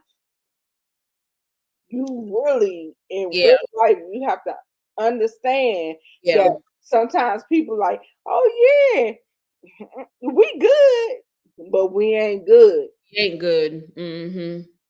I agree with you, girl. I'm with you when you're right, baby. That's a very fair assessment. Inga said, yeah, I'm glad he doesn't do it on camera and embarrass her like TJ. Baby, TJ. No, I don't feel no. We're not gonna compare that to TJ. Sorry, Inga. We're not gonna. No.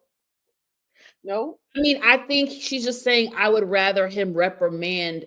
I mean, I think anyone would rather be reprimanded privately than publicly. I mean, Damon would have never. Like TJ might have just been the wrong person. Damon, if Heavenly walked, first of all, Damon is more confident than TJ, but if Heavenly were to walk away from Damon and Damon would have never, one, it's not in his character because he's very calm, but Damon would have never been like, well, where were you? I was looking for you. And don't put your hand on. He would have never done that. He might have checked her once they get in the car, like, yo, don't do that again. Like, I don't know. I mean, it is what it is, but Damon, I don't know. Some people I know on social media, they say they feel like Damon lets Heavenly get away with stuff and doesn't check her. It does come off that way, but then Heavenly says he does check her at that house. But he's not a social media person. That's true. So he's not gonna be like rah. Like she changed her behavior, but she didn't change it for long. That's true. Dr. Heavenly does little quick fixes. She'll say, my man, he said, I can't. Yeah. You back on Patreon, you back on YouTube, you back on Messy Mondays, bitch. Girl, no. Bitch, I clocked you at the door. I clocked you. I agree. You continue to do what you want to do, but I don't clock you at the door. I got it. But the thing is, she can do this shit because, like, she's been saying for years, she's like, Damon don't watch this shit. He don't watch no reruns. He not on social media. So that's talk to him about. That's why she's able to get away with the shit. It's actually really fucking funny to me. But you're right. She say one thing and it don't be lasting for long. Inga said, we don't know what goes on behind closed doors. Show don't. We just don't see it on camera. People, I guess. People, I guess, want to see it on camera. Right. People just want to see it on camera. But like I said, that's just not his personality. Yeah, that's not his personality. Ever come and embarrass me like TJ? Like, what are you talking about? Yeah, I would have. What are you talking about? But what do you mean? I don't think you read her comment right. She's just saying what people, like the people who complain about the whole checking Heavenly, I guess she's just addressing and saying, I guess certain people want to see it on camera, but basically, like, no, they do it behind closed doors, and I respect that. But that I was mean, if you do it and you do it for a minute, like I feel like Heavenly did that whole. It was like 2 or 3 weeks, and then Mhm. she got back to the shenanigans. Like, Yeah, that's pretty on par for her personality. I don't know. It's But okay. It's all that good. was I'm ready to go. I'm ready to go. Y'all ready to go? all All right, right, y'all. Oh, hold on. Yeah, I'm saying people probably want to see Damon do it on right, but I'm glad he does it no, behind closed doors. I don't want to see it on camera either. I That's know. what she's saying. Yeah, we saying the same thing. Yeah, exactly. I know. Yeah, I I'm want sure her to check herself. Heavenly to check herself. That's what I need her to do. But I feel like she does it, but she doesn't do it with her husband. Her husband is the only person that has a past. You know what Okay. I'm saying? Yeah. Because she's still male centered.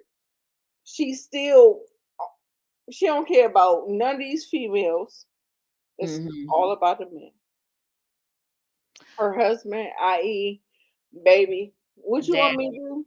He say it, she do it for a little bit. He go back into his little. He go back into his cave.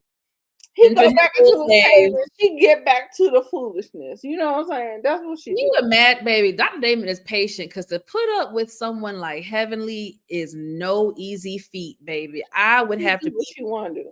I would have to be drunk and high to be putting up with her for all these years. But okay, y'all. I guess opposites attract, Nita. That's what they say. Opposites attract. All right, y'all. This was I mean, I thought it was a good little season opener. I'm looking I forward. loved it. It was good. I'm looking forward to the season, y'all. It's gonna get good, y'all. We're gonna see I hope it get better. we gonna see Quad's man soon. We Right, gonna my man. And he was cute. He was he was good. he cute? He His, was I've seen him on her social media. He was cute. I good was looking. like, oh girl, he He good looking. All right, y'all. Well, it's late. It's past our bedtime. I don't know about saying my man, but y'all do what y'all want to do. I'm not saying my man. He cute though. He cute. Bye y'all. Bye, y'all.